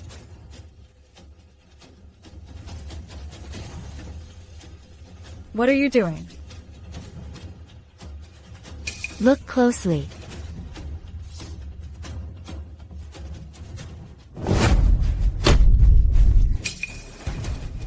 The world's greatest calligraphy treasure has been destroyed by you, a peasant woman. You've ruined it. Yi Fengling, do you truly think I do not exist? The world's greatest calligraphy treasure. Take a good look. This is Yi Fengling. I told you. This is a scrap of my practice paper, where I imitated Wang Shiji. None of you believed me. My martial brother intended to pass it off as an authentic Wang Shiji, but I couldn't bear to deceive the world. So I used invisible ink on this very scroll to leave my name. Now do you believe this is my handwriting? Wang Shiji's finest calligraphy It turns out to be your scribbles from a mere woman? This is impossible. Yi Fengling. Your Majesty the Empress Dowager. Who wins and who loses this round? You win. Fengling. Your calligraphy skill is divine. How'd I not know this before? There's a lot you don't know about me. But don't get too smug. There are still 2 rounds left.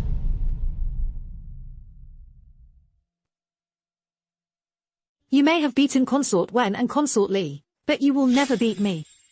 Consort Shu has studied since childhood, under the 10 greatest Qin masters of Great Xia. She has long surpassed them all. Throughout all of Great Xia, even the entire world, you will not find anyone with better Qin skills than her. Moreover, Consort Shu's Qin is a famous instrument of the world. Its sound echoes through valleys and streams. Your Majesty the Empress Dowager. Your Majesty, I shall now perform for everyone. Ambush from 10 sides.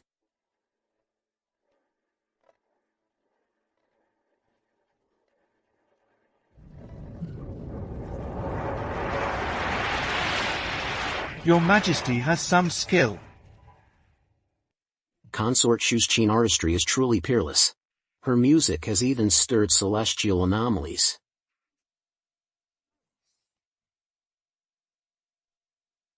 Now, with these dark clouds gathering, it's as if celestial troops lie in ambush on all sides, ready to sweep down upon the enemy at any moment and conquer all directions. It matches the artistic conception of this Qin melody perfectly. Sister Shu Fei's Qin music shakes heaven and earth. Now look at that Yi Fengling. She can't even make a peep now. The Jiaowei Qin is a relic of the Qin ancestors. Only a master of the highest caliber can play it. If she can produce a single note from it, I'll eat my hat.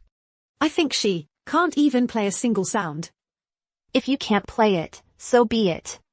Surrendering now is nothing to be ashamed of. You've already won 2 rounds. I won't make you empty the chamber pots. Sister Fengling, this was a wager you made yourself. She's so proud. Granting her a consort's position as a reward Would be worse for her than killing her. Also, if you can't play it, don't force it. Be careful not to damage Her Majesty's precious Jiaowei Qin. Who says I can't play it?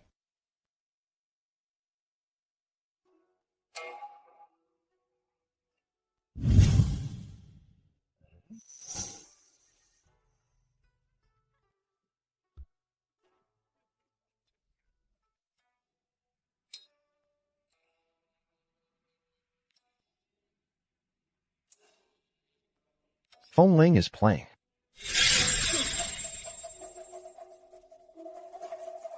No.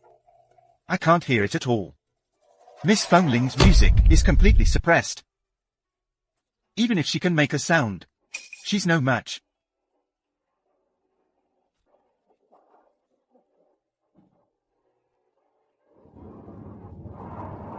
This is the song of breaking the formation. Consort Shu is playing Ambush from all sides. Miss Fengling is playing the song of breaking the formation. This is a direct clash.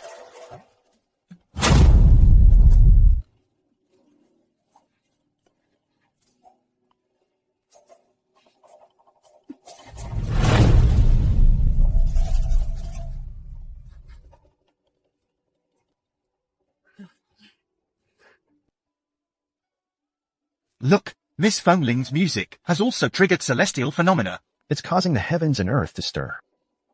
Like a general standing tall with his sword, breaking through the ambush. The sunlight pierces through the rolling dark clouds. Miss Fengling is going to win again. You can't possibly win against me.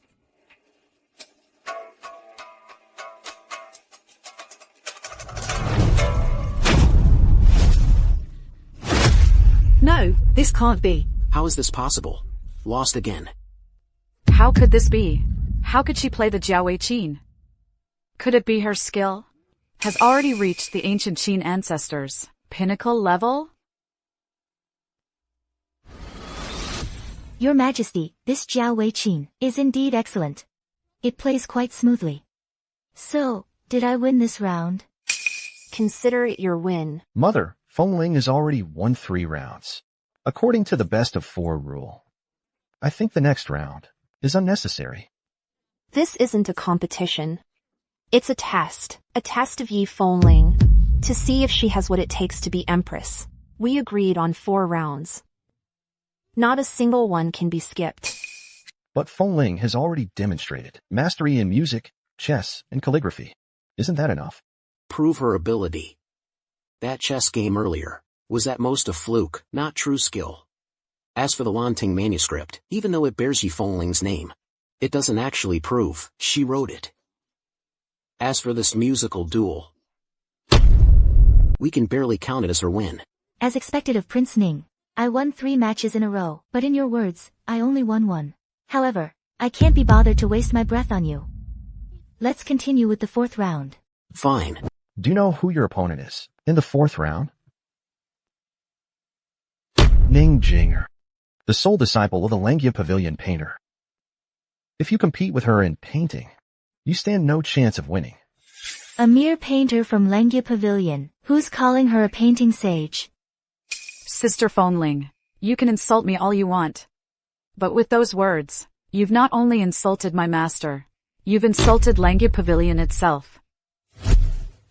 So what if I did? What are you gonna do about it? You. Empty words are useless. This competition will be decided by skill alone. Painting is different from calligraphy, music, or chess. It's not the same. It requires days, even tens of days, to complete a work. My imperial duties are demanding. I simply don't have time to wait that long. I think this contest should be called off. My son, you need not stay. As long as I am here to test her, that is enough. No need for such trouble. My Jinger has come prepared.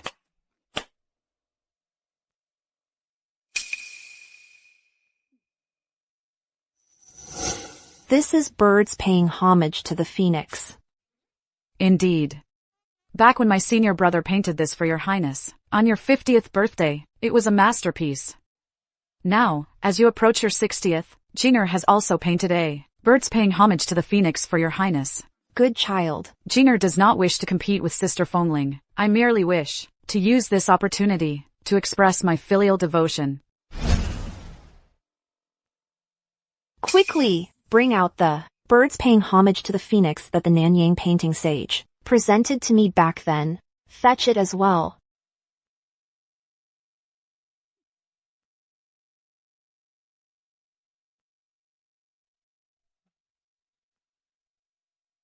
This birds paying homage to the phoenix, left by the Nanyang painting sage, lacks eyes on the birds, because he could not bring himself to paint them. But Jinger's version of birds paying homage to the phoenix has the eyes painted in. In spirit and technique, it surpasses the master. They're just 2 paintings of crows, nothing special. Yi Fengling, you know you can't compare, yet you boast shamelessly, seeking cheap applause. Utterly ridiculous. Fengling, birds paying homage to the phoenix is my mother's favorite painting. Don't speak nonsense. Whether it's the painting sage's birds paying homage to the phoenix, or Jinger's birds paying homage to the phoenix, both have reached the level of legendary classics. Can you achieve that? Since Sister Fengling is so confident, she must be able to do it. Your Majesty, don't be too hard on her. Just give her 3 to 5 years to try. Can she paint it or not? I just can't bear to see her lose. It's too cruel to make such a delicate beauty live with filth. Jinger, you are too kind-hearted. Yi Fengling made the bet. If she wins, Jinger, you'll have to empty the chamber pots. Since she's so arrogant, then she must paint it within a day. Not a single moment more. It's absolutely impossible for a country bumpkin like her to paint a masterpiece, like 100 birds paying homage to the phoenix, within a day. Yi Fengling, it's not too late to admit defeat now. Kneel and apologize immediately. Well said, Fengling. You've already won the first 3 rounds beautifully. Leave the next part to me. If you lose, all your previous efforts will be wasted. You don't stand a chance in this round. If you lose, all your previous efforts will be wasted. There's no way I'm going to admit defeat to 2 paintings of crows. Since you're so arrogant as to call a phoenix a crow, then let everyone see for themselves. How do you plan to paint a masterpiece 100 times more exquisite than 100 birds paying homage to the phoenix within a single day? A day? A waste of time. Utterly arrogant.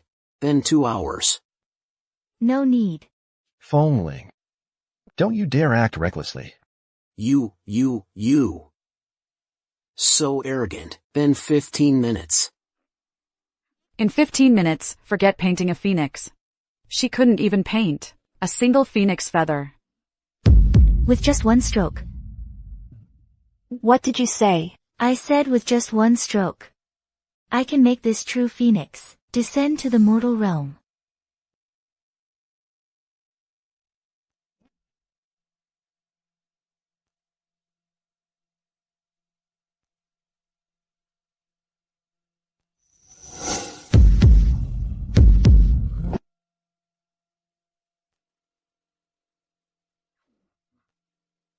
Yi Fengling. You wretch.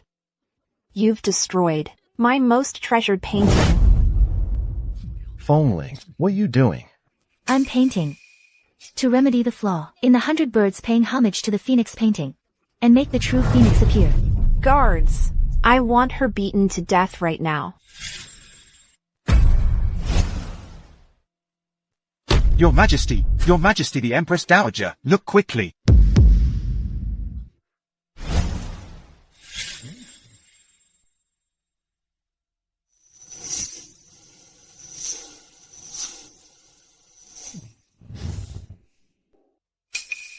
Am I dreaming? The phoenix in the painting. It's alive. Dotting the phoenix's eye. Such painting skill is nothing short of miraculous. What you painted were all crows. But this is the true phoenix. Fengling, you have such painting skills, I had no idea. There's a lot you don't know about me, a whole lot more. Your Majesty, with my painting skills, I've passed this test, haven't I? You. The painting is gone. How can that count as passing? Fengling just added the final touch to the phoenix. It summoned 100 birds to pay homage to the phoenix. It came to life, infused with spiritual energy, causing all sorts of miraculous phenomena. Everyone saw it. Yet Prince Ning uses this excuse to deny Fengling. Isn't that just being unreasonable? He's not being unreasonable. He's just blind. You. Enough. In terms of painting skill, Yi Fengling is superior. Yi Fengling's painting skill is not just a bit better than mine. It even surpasses my master's by a wide margin. The scene of adding the final touch to the phoenix is enough to be recorded in art history. If we keep making a scene, things could take a turn for the worse. Don't forget, we still have our final trump card. Right. That trump card is definitely a killer move. Your Majesty, the 4 tests you gave me, I've passed them all. In the 4 arts of music, chess, calligraphy, and painting, I wouldn't say I'm the best in the entire palace, but I'm certainly better than the ones you picked.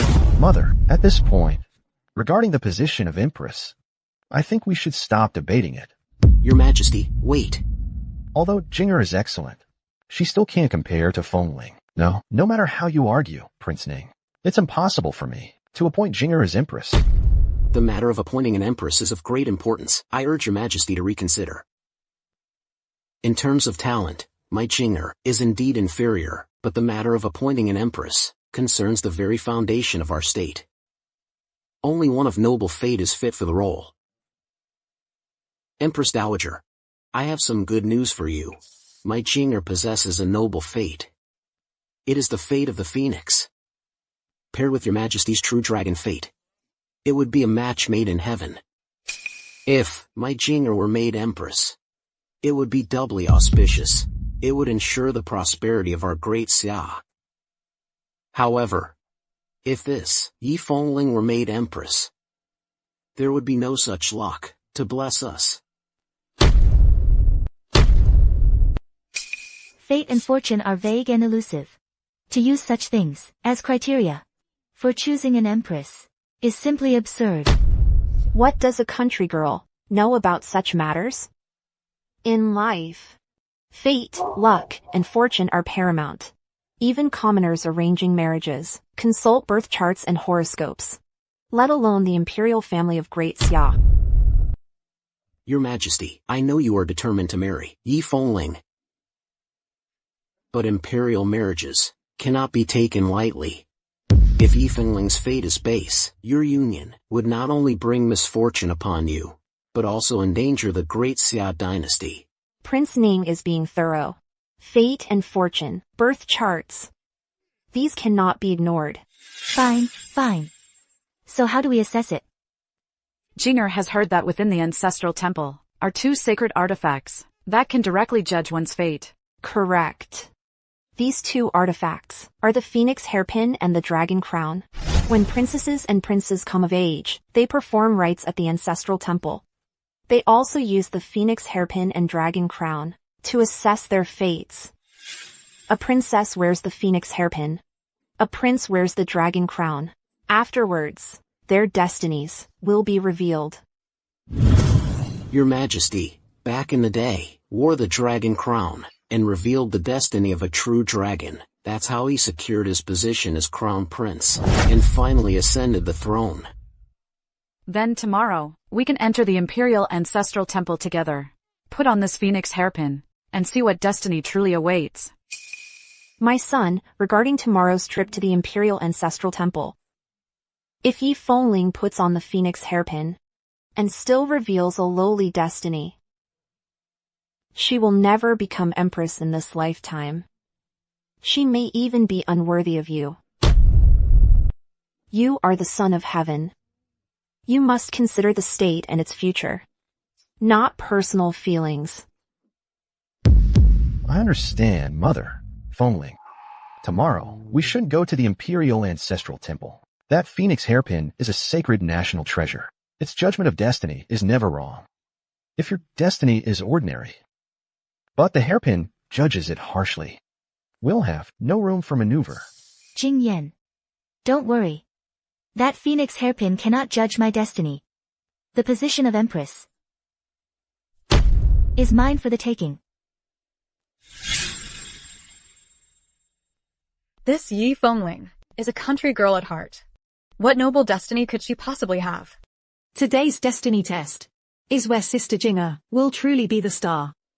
Once she puts on the phoenix hairpin and reveals her true phoenix destiny, she will surely crush that woman Yi Fengling under her heel. Years ago, I had a fortune teller read my Jing'er's fate. He said she has the destiny of a phoenix, destined to be the mother of the nation. Today, the position of empress cannot be taken by anyone else. Fengling. Today's event is entirely Ning Jing'er's scheme. Once she puts on the phoenix hairpin, the whole world will know she has the phoenix destiny. Jing Yan, don't worry. Although I myself don't believe in this destiny talk either. My master once said, my destiny is extraordinary.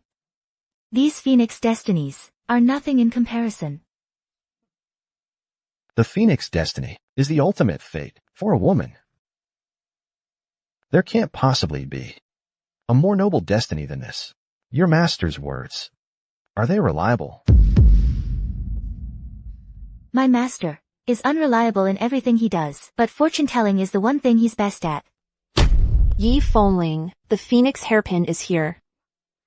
Since you claim your destiny is so noble, then wear this hairpin. Let the divine artifact judge your fate.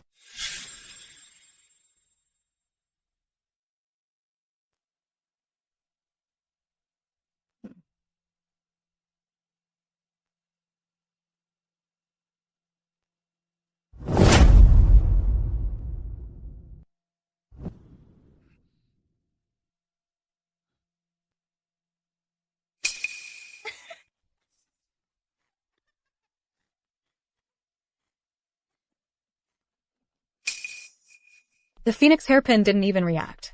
I'm afraid Yi Fingling's destiny is simply too inferior. This divine artifact doesn't even deem her worthy. If someone with such a lowly fate becomes empress, then our great Xia royal family would be utterly disgraced. I've said it all along, this Yi Fengling is nothing but a servant's fate. Yi Fengling, your destiny is so lowly that the phoenix hairpin won't even acknowledge it. Step down now. This can't be right. Perhaps my destiny is too powerful. This hairpin cannot bear it. Yi Fengling, your fate is so low, it's beyond evaluation. And you still dare to argue? This woman's destiny is mediocre. I fear she cannot uphold the position of Empress. All of you, be silent. Your Majesty. Now, everything is laid out plainly before us. Yi Fengling's fate is lowly. She cannot be Empress. Furthermore, we implore your Majesty to choose another worthy Empress. You must not let personal feelings jeopardize the stability of the realm. You. Prince Ning is right. Since Yi Fengling's destiny is not fit to be Empress Mother of the nation, you must abandon this foolish notion of elevating her into the harem. You must choose a queen with a noble destiny. Only then will it bring prosperity. It is said the princess possesses the phoenix destiny. Why not try this phoenix hairpin? Let us all witness the true destiny of a queen, how noble it truly is. That won't be necessary. Matters of destiny are vague and uncertain. Jinger and Sister Fengling don't believe in such things. Jinger, you must try it today, so that all of Great Xia will know that only you are worthy of my son, the Emperor. Only you are worthy of the position of Empress. Since Her Majesty the Empress Dowager decrees it, Jinger must obey.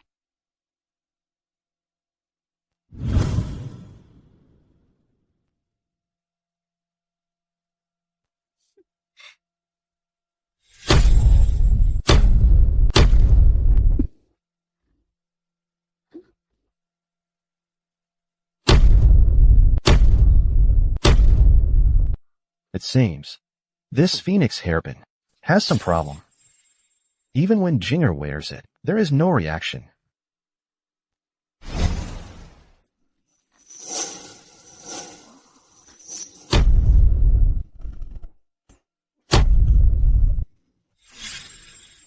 Sister Jinger, you truly have the phoenix destiny. It is pitilessly noble. With such a noble destiny, how can you compare her to that woman Yi Fengling? It's an insult to her. Your Majesty, you have seen it. My daughter's destiny is of the highest, most noble order. Indeed. Jinger is a natural-born empress. With her assisting my son, the great Xia Empire will prosper for 10,000 years. Mother, theories of destiny are mere superstition. To choose an empress based on that is absurd. Absurd? Look clearly. This is the Imperial Ancestral Temple. Determining status by destiny is a rule passed down by our ancestors. Your throne is due in part to your Imperial Dragon destiny. Otherwise, how could you hold the great Xia Empire? Now, in choosing an empress, we must also choose the woman with the noblest destiny. Affairs of state, I cannot control. But I must decide on the Empress. Jinger. From this day forward, you are the Empress.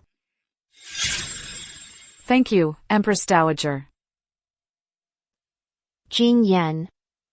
From now on, address her as Jinger, or as the Empress. Empress. Sorry, but she's not worthy. It's not that my fate is too lowly. It's that this phoenix hairpin is too weak. It simply can't measure my fate. Yi Fengling, at this point, you're still making excuses. It only makes you look even more foolish. Your Highness, Prince Ning. I think what she means is, the phoenix hairpin can't measure it, but the dragon crown can. The dragon crown is for the princes of Daxia to measure their fate. It's meant for men. Sister Fongling, I'm afraid it won't be suitable for you. If men can use it, why can't I? Since Sister Fongling still refuses to give up, I think we should let her try. The dragon crown is 100 times more precious than the phoenix hairpin. It's not just a divine artifact for measuring fate. Divine artifact. It also suppresses the dragon veins and national fortune. An object of fortune. Ordinary people cannot approach it.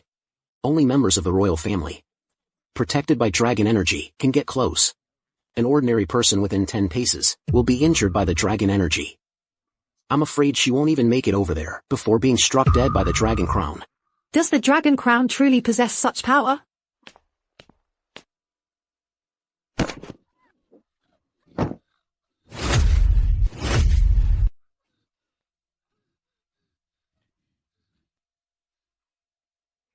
Indeed, this object radiates powerful dragon energy. Only royalty can approach it. In that case, I want to try it even more. Fongling, don't attempt it. They're right. The dragon crown is dangerous. It's a true national treasure. There will be danger if you get close. I don't want to show off my noble fate. But I absolutely cannot tolerate his wanton trampling.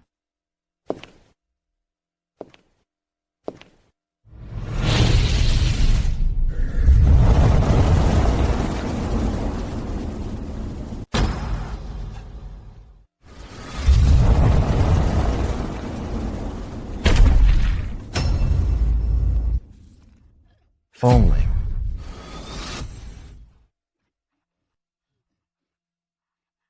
This woman is bringing about her own destruction. There's no pulling her back. How dare mere dragon energy block me? The dragon crown is enraged. Heaven and earth tremble. Now, you just need to wait quietly. This dragon's aura will crush Yi Fongling to dust.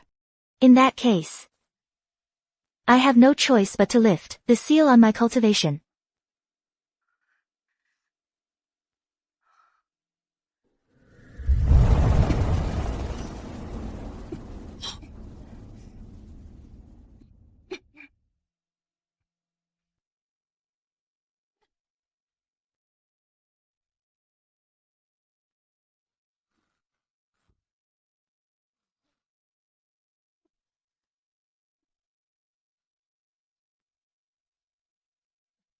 This is impossible.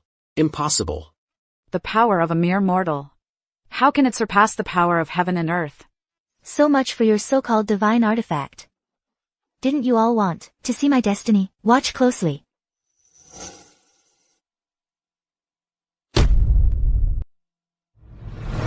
Junior sister. Senior brother. Before Master left, he specifically instructed me to do one thing for you. What did Master ask you to do? Master said, your destiny is peerless. If you simply descend the mountain like this, it might plunge the world into chaos. So he sent me specifically to perform a ritual, to seal your destiny. At the same time, to erase the memories of this period, to prevent your destiny from awakening, and causing calamities. My destiny is that powerful. It could actually cause such disasters. Master specifically warned that the matter is extremely serious. I've never believed in fate. But since Master has arranged it, I'll comply. Then I must trouble you, senior brother, to seal my destiny for me, and completely erase all memories related to it.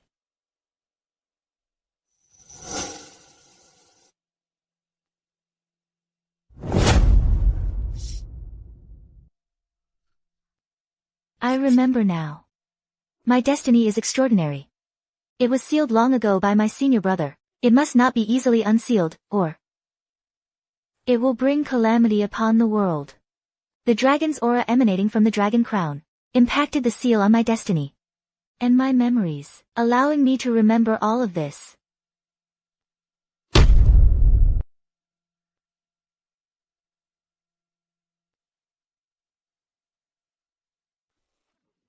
All this fuss, such a scary spectacle, turns out to be all thunder and no rain. Your destiny is lowly. Even if you were the dragon crown, it won't change that fact. I told you, I don't need to prove anything. A person's fate can be changed by their own hands. It can be fought for. Even if my destiny is lowly, I can still become the Northern Realm's war god. Even if I'm buried in the dust, I can still soar through the heavens. She recklessly used her own cultivation to suppress the dragon's aura of the imperial crown. Who knows what damage she might have caused to the crown? Exactly. Now, Yi Fengling is no longer the war god of the northern frontier. She's just an ordinary woman. Who knows if her actions just now affected the crown? I believe she should be punished. This is a false accusation. The crown is clearly undamaged. This. Indeed. Yi Fengling has broken the imperial crown. The imperial crown is not merely a divine object for measuring fate. It is a national treasure. The crown cracking will affect the dragon veins and shake the nation's fate. It will bring heaven's wrath upon Great Xia. With calamities imminent. How could the crown crack? Could it be my fate is too powerful? Correct. Yi Fengling, you are now a criminal of Great Xia. Surrender at once. So-called divine artifacts are ultimately external things. The fate of Great Xia lies in the hands of its nobles and its common people. Even if heaven truly sends disaster, human will can overcome it to place a nation's fate on something as intangible as an object. It's absurd. Fengling. Am I wrong? How dare you? You have destroyed the national treasure. You deserve to die 1,000 deaths. And now you quibble? That's an additional crime. Guards, seize her.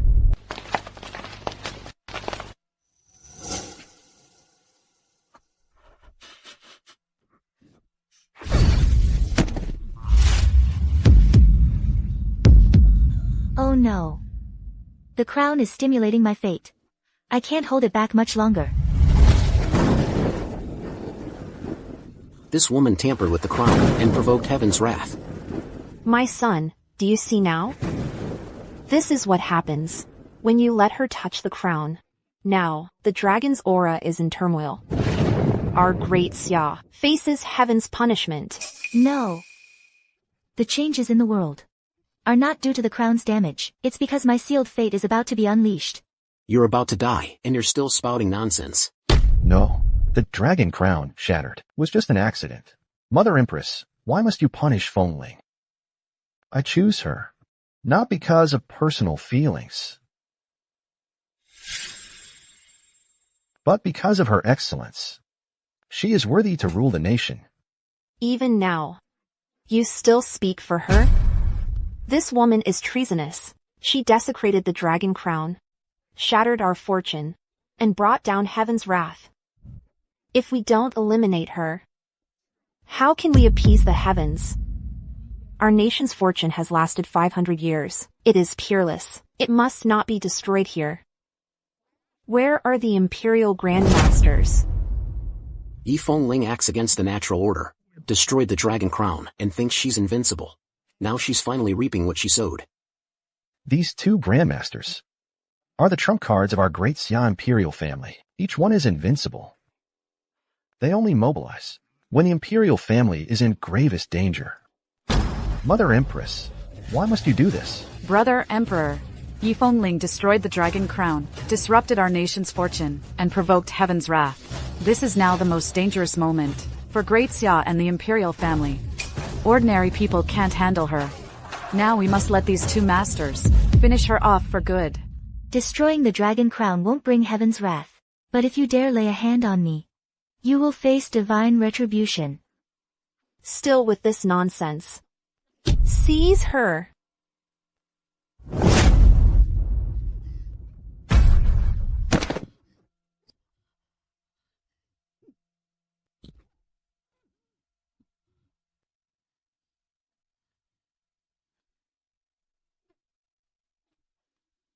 Kill her. Stop. My son. My son. Xiao Jingyan, the exalted son of heaven, actually gave his life for a woman, choosing beauty over the throne. The empire of Great Xia should be mine to rule. Why? Why? Brother Jingyan, I love you so much. I'd give everything for you. Yet you would die for this country bumpkin? You're willing to give your life for her? My son, why were you so foolish? Fengling is the love of my life. I said, I wouldn't let you harm her. Why would you do this for me? I said, I would protect you for the rest of my life, because that's a man's promise.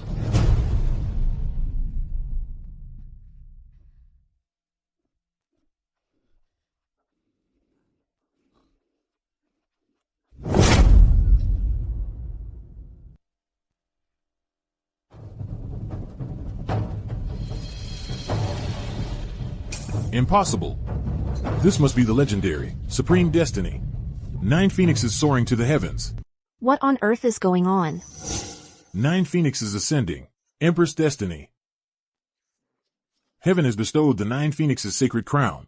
It foretells the 9 phoenixes soaring to the heavens. This woman's destiny is truly unparalleled in the world. No wonder Yi Fengling refused to reveal her destiny.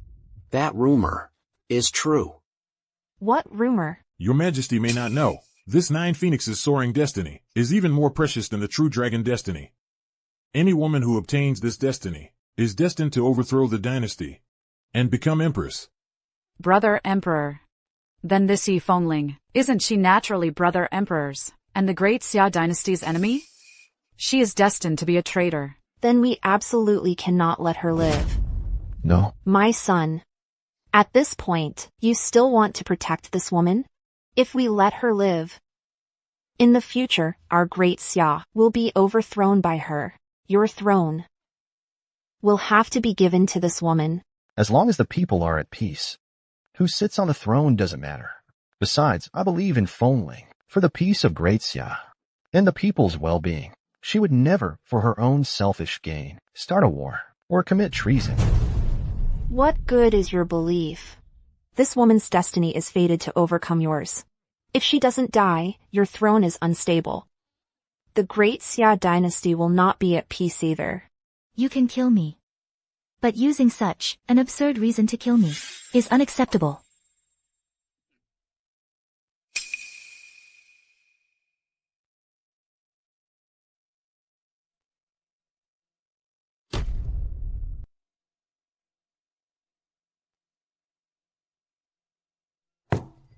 This woman actually threw away the sacred crown bestowed by heaven. This is simply abandoning the 9 phoenixes soaring destiny. My fate is in my hands, not in the heavens.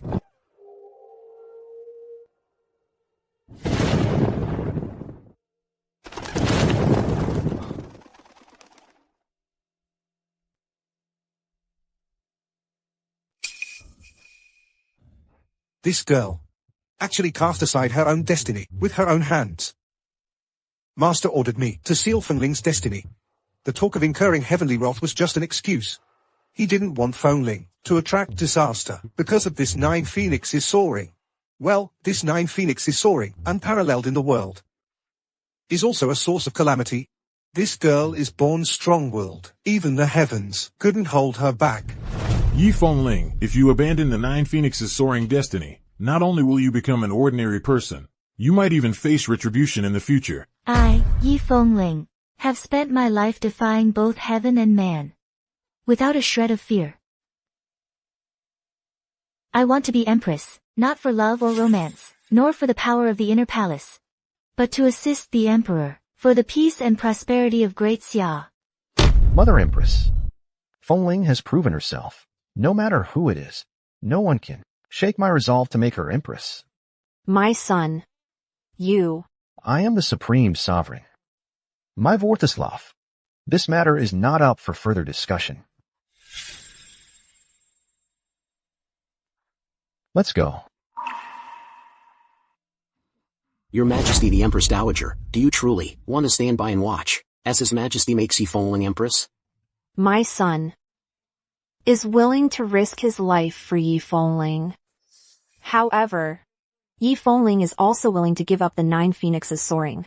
For my son, I can't very well tear them apart.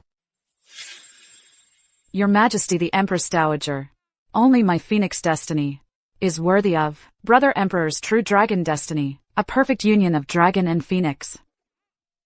Jing Yan is dead set on making Yi Fengling empress. As things stand, I'm afraid you'll have to settle for imperial consort. As long as I can stay by brother Emperor's side, I'll follow whatever arrangements your majesty the Empress Dowager makes. Daughter, you see, you're utterly devoted to that Xiao Jingyan, but he treats your feelings like dirt. I don't understand. What does Yi Fengling have, that I don't? Since the Emperor shows no mercy, don't blame me for being ruthless. Your Majesty, Your Highness, something terrible has happened. There have been multiple poisoning incidents in the capital. Even people in the palace have been affected. What? Your Majesty. Grave news. What's the emergency? The 10 southern barbarian kingdoms have allied with Prince Ning. Their army is now at our gates. What? They got here so fast. Prince Ning is a wolf in sheep's clothing. This was all premeditated. He must have already allied with the 10 southern barbarian kingdoms. Otherwise, their army wouldn't have advanced so swiftly to the capital. If you deploy troops now, can you get the Northern Frontier Army here for support? The northern frontier is too far from here. The army would take at least a month to arrive. The enemy is already at our gates.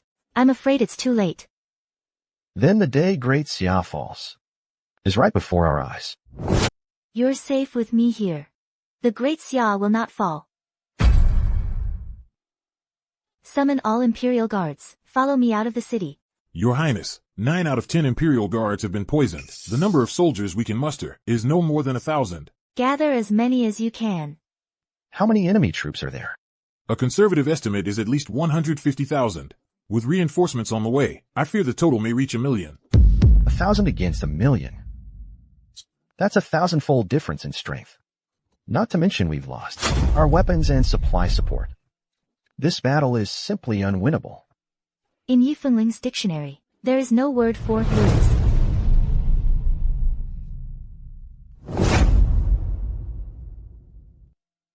A letter from the Empress Dowager.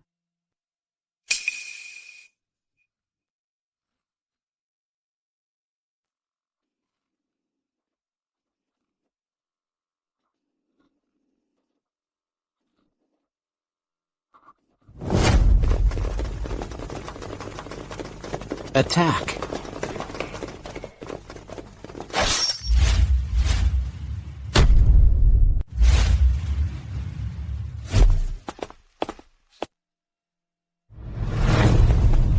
Yi Fengling, your city has fallen. Did you bring Xiao Jingyan here to surrender? Wrong. I'm here to persuade you and the 10 southern barbarian kingdoms to surrender. Yi Fengling, my army is at your gates. You must have lost your mind to talk such nonsense. Prince Ning has already in the capital released our white barbarian kingdoms. Secret poison, the heavenly silkworm goo. Only this prince can cure it. In a few days, the entire capital will become a city of the dead. Even if the capital's people weren't poisoned, they still couldn't defeat our southern barbarian allied forces. Our black barbarian kingdom's rattan armored soldiers are invincible. Only the Fengling army can match them. Even if your imperial guards were at full strength and fully equipped, they couldn't breach our defenses. The martial sage of the southern border is the world's #1 martial artist. These 3 martial gods are the martial sage's personal disciples. Each one's skill is no less than yours, Yi Fengling. If we cross blades, we hope the war god of the northern frontier will enlighten us. Surrender now, otherwise, everyone in the capital will be poisoned, their bodies will rot, and turn to pus. Kneel and surrender now, and I might still give you the antidote. A mere southern barbarian venom dares to show off here. How dare you look down on our white barbarian kingdoms? Secret venom. Your Highness, this woman stands no chance. She's all talk. Fengling's medical skills are superb. She even cured the Empress Dowager's poison. A mere silkworm venom is nothing to her. Foolish Central Plains people, our silkworm venom works differently for each person, based on their body. It requires a different antidote for each victim. In other words, for every additional person poisoned, a new cure is needed. No matter how skilled you are, Yi Fengling, can you cure 1 million people in the capital? Enough talk. Surrender now, otherwise, we will bathe the entire capital in blood. We'll let all the Central Plains witness the martial virtue of us southern barbarians. Since you're so confident, how about we make a bet? If I cure everyone's poison, Then your white barbarian kingdom must not only withdraw your troops, but also pledge eternal fealty to Great Xia. Yi Fengling, you have no room to bargain. No. Since this woman is so bold, I'll play along. If you can cure the entire city's poison, I'll withdraw my troops. But if you can't, you become my slave girl. You go too far. The Empress of Great Xia as my slave girl, to toy with as I please. Just thinking about it gets me excited. Well, do you dare to accept? I accept. Fengling, have you lost your mind? How can you agree to such terms? Yi Fengling is brimming with confidence. Could she really have the antidote? There's only one antidote in this world. It's the Celestial Physician's divine healing water. Just one drop can cure any rare poison. Oh no. Could she really have the divine healing water? Impossible. The Celestial Physician of Butterfly Valley is a sage of medicine who never shows himself. Even if he were the Great Xia Emperor, he wouldn't be worthy of an audience, let alone a nobody like Yi Fengling. What a coincidence. The celestial physician is right here with me. Your humble subject, Zhang Benchao, greets your majesty. The Celestial Physician is actually in the capital? And Yi Fengling actually managed to bring him here? This is bad. The divine healing water is here. It can cure the heavenly silkworm goo poison. Even if Zhang Benchao is here, millions of people in the capital are poisoned. How can this tiny bottle of holy water cure them all? Legend says this divine healing water was passed down by the physician's master. It's extremely precious. Just this one bottle is already the entire legacy of Butterfly Valley. It's a drop in the bucket, completely useless. Forget one bottle. Even 100 bottles would be useless. Yi Fengling, I never thought your grand gesture would be such a joke. This divine healing water. I don't have 100 bottles, but I have 100 barrels.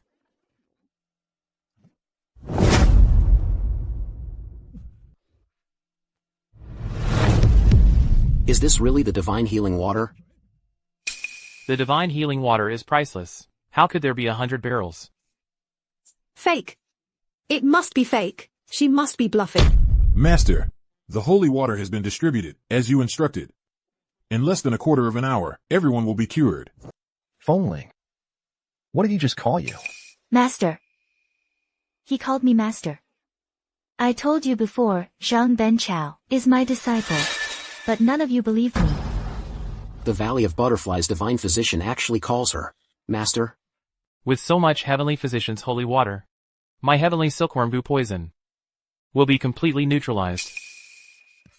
According to our bet, if I cure the entire city's poison, your white barbarian kingdom must withdraw its troops and forever submit to Great Xia. Prince of the White Barbarians, do you stand by your word?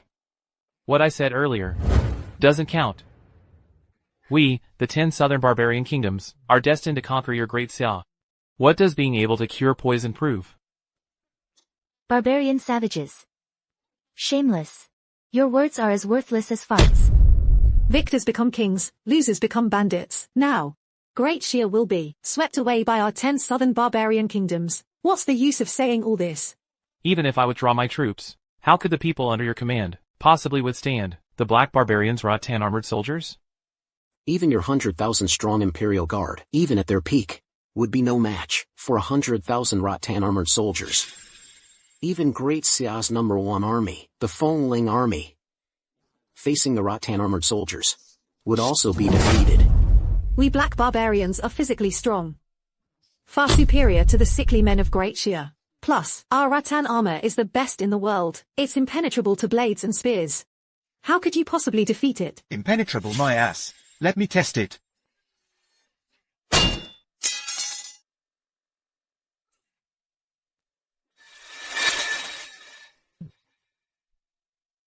It really is impenetrable. I told you all before, this rattan armor is impenetrable. Not just ordinary military blades. Even 1,000 catapult strong bow cannot destroy it. Southern barbarian rattan armor, indestructible. Indestructible might be an overstatement. Only the Western region's firearms can shatter it. But the Western region is thousands of miles from Great Xia. Besides the 9 provinces' top merchant guild, who can obtain the western region's firearms. Most people in Great Xia have never even heard of this divine weapon. That's right. Besides, these firearms are extremely expensive. Unless you're the 9 provinces merchant guild, no one else can afford them. Even if your Daxia kingdom emptied the entire national treasury, you couldn't buy 1,000 of them. You hear that? You have nowhere left to run. I'm going to capture your emperor and take him back as my plaything. This is too much. These barbarians are uncivilized, savage and bloodthirsty. That's just how they are. Even if they possess an invincible army, they will never understand the true meaning of invincibility. War god of the northern frontier, did you earn that title just by running your mouth? After all your talk, how do you plan to stop the black savage rattan armor soldiers? The reason I stand here and speak is because my heart is filled with benevolence. I am reluctant to kill. I'll give you one last chance. Think it over carefully. Our army is at your gates. You're the ones surrounded. You're the ones who should kneel and surrender. Even a 500-pound strong bow cannot pierce the rattan armor. With a single order from me, the entire imperial capital will be plunged into a bloodbath. I don't know where you get the nerve to boast so shamelessly here.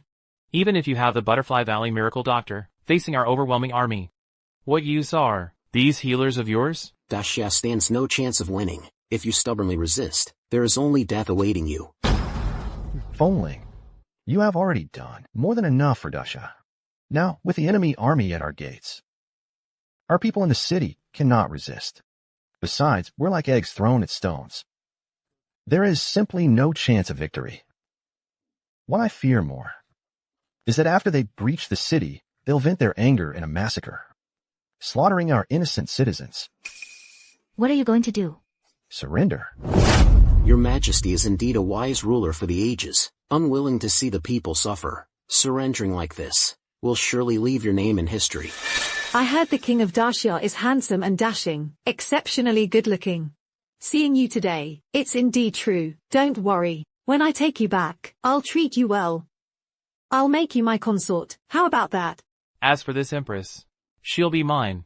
I like a feisty little filly like this. You have exhausted my last shred of patience.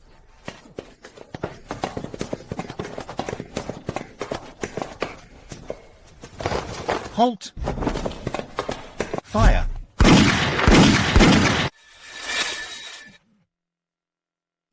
The richest man in the 9 provinces, Qian Doyu's musket brigade.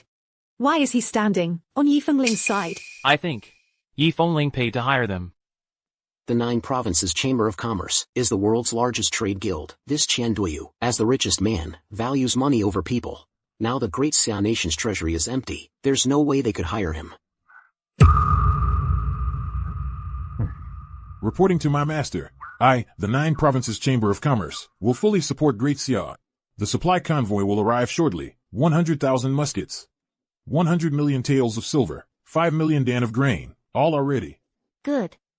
You may go. The richest man of the 9 provinces actually acknowledges Yi Fengling as his master. Weren't they hired by Yi Fengling? I, the esteemed richest man of the 9 provinces, how could I be hired by anyone? You ignorant fools. How dare you oppose my master? You are simply courting death. 100,000 muskets. Billions in silver, 5 million dan of grain, that's more than enough for Great Xia to sweep across the land. This Yi Fengling, what is her true identity? Great Xia's foundation is this profound. Yi Fengling is even more unfathomable. Prince Ning, you lied to us. I truly did not lie to you. This country which I never imagined she would be this unfathomable. You were given a chance. You didn't cherish it. Since you've come, you'll all be staying. Those who dare invade Great Xia, no matter who they are, will be executed. Yi Fengling, don't celebrate too soon. I still have the Qingman kingdoms, 3 martial gods here. No matter how strong your 100,000 muskets are, or how much grain you have, you cannot withstand martial artists who have reached the divine level. Even if you, Yi Fengling, are strong, the strongest in Great Xia, how can you match the world's top-tier masters? They can indeed treat armies of thousands as nothing. However, these 3 are not enough. Arrogant. Across the entire world, Those who have broken through to the divine level are only you and these three martial gods. Your strengths are on par. As for the southern border martial sage, he has even broken through to the legendary saint level. He's already at the pinnacle, and he hasn't even made a move yet. We truly are no match for them. I don't want to see you in danger. I'm afraid surrender is our only option now. A wise man knows when to yield. Your majesty is truly wise. Yi Fengling, you're just one god-level warrior. How could you possibly be a match for 3 god-level warriors?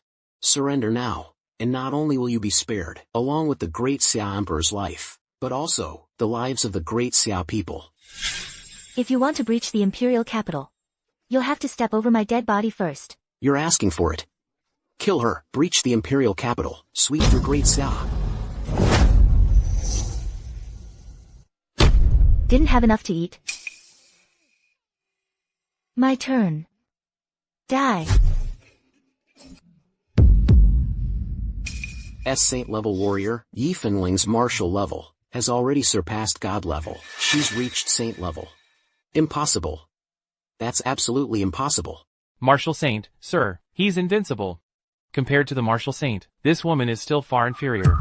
That's right. The Southern Martial Saint's strength far surpasses hers. Even if she defeated 3 god-level warriors and reached saint level, so what? Yi Fengling, don't celebrate too soon. What you just faced was merely our vanguard. When the Southern Martial Saint leads his 100,000 Southern barbarian army to our borders and personally lays siege to the city. What? The Southern Martial Saint is coming personally? Then he's bringing a 1,000,000-strong allied army from the 10 Southern barbarian nations?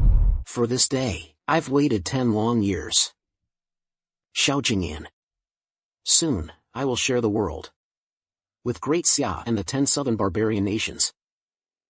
Surrender now, and your lives will be spared. Once the Martial Saint's great army arrives, you will all be reduced to ashes. Reduced to ashes? You think you can? You woman, you have repeatedly insulted the Southern Martial Saint. When he arrives on the battlefield with his army, you will be the first to be destroyed. Wrong. When the Southern Martial Saint arrives, the one reduced to ashes will be you. Silence. Mother, why have you come? I have already arranged for someone to deliver a letter urging the Empress Dowager to surrender. She fears you will be killed by Yi Fengling and has come specifically to save you. Mother, don't listen to that traitor Ning's nonsense. I, the Empress Dowager, surrender on behalf of Great Xia. I only beg Prince Ning to grant us, this widow and her orphan son, a chance to live. Mother, what are you talking about? Empress Dowager, they're the ones throwing eggs at stones. My status is something they cannot even imagine. Yi Fengling, you do have the ability. I was wrong about you back then. But now is not the time for you to be spouting empty boasts. Whether it's the medical immortal Butterfly Valley, or the 9 Provinces Merchant Guild, they might solve the immediate crisis. But they absolutely cannot withstand the invincible martial sage and the crushing force of a 1,000,000-strong army. If you want to die, I won't stop you. But you cannot drag my son and me to our deaths with you. Empress Dowager, look. I gave you a way out. It's just that Yi Fengling is blocking it all. How about this? If your Great Xia can kill Yi Fengling, we, the Southern barbarian tribes, guarantee that even as prisoners, you'll live in luxury. Empress Dowager, are you really planning to move against me? I've saved you twice. Not only do you not repay me, but at this critical moment, you repay kindness with enmity. I'll give you one last chance. Think it over carefully. And you lot. It's not too late to back down now. Otherwise, when the martial sage of the southern border arrives, the ones who will be reduced to ashes are you. Facing death and you still dare insult the martial sage. Empress Dowager, we must act now. Don't wait until the martial sage comes, then there will be no chance. Guards, seize Yi Fengling. Kill her. Kill her. Kill her. Kill her. Who dares kill her? The martial sage of the southern border is late. Please forgive me, master. This is impossible. The martial sage of the southern border. How could he know Yi Fengling? The martial sage is the faith of our southern barbarians. How could he be a servant to some Central Plains woman? This is all fake. I must be dreaming. Fengling, what is the meaning of this? Weren't you just planning to kill me and surrender to the southern barbarian tribes? I forgot to tell you, the 10 southern barbarian kingdoms have already surrendered to me first. That's impossible. I never imagined that everything was within your grasp. My son. I was wrong. You were wrong, and you were dead wrong. Now that the 10 southern barbarian kingdoms have submitted, Great Xia is secure. Prince Ning, you've played all your cards. Now, how can your army from the Jiangnan region possibly stand against my million-strong force? Don't get cocky, Yi Fengling. The 10 southern barbarian kingdoms were never my trump card. My true trump card is the Langya Pavilion. The Langya guards. You have the backing of the Langya Pavilion behind you? The Langya Pavilion is a mysterious force with a 1,000-year legacy. They are said to stand above imperial authority, capable of influencing the rise and fall of dynasties. Her Majesty the Empress Dowager is indeed knowledgeable. The Langya Pavilion has a 1,000-year legacy. They have secretly amassed immense wealth and power. Their strength far surpasses that of Great Xia. And the mere Langya guards are just ordinary guards among them. But each one is a Grandmaster level expert. Martial saints are common. Martial gods are not rare either. I am the one you speak of, the master of the Langya Pavilion. What nonsense. Yi Fengling, the master of the Langya Pavilion, is about to arrive. Even if you had 100 lives, it wouldn't be enough for you to die.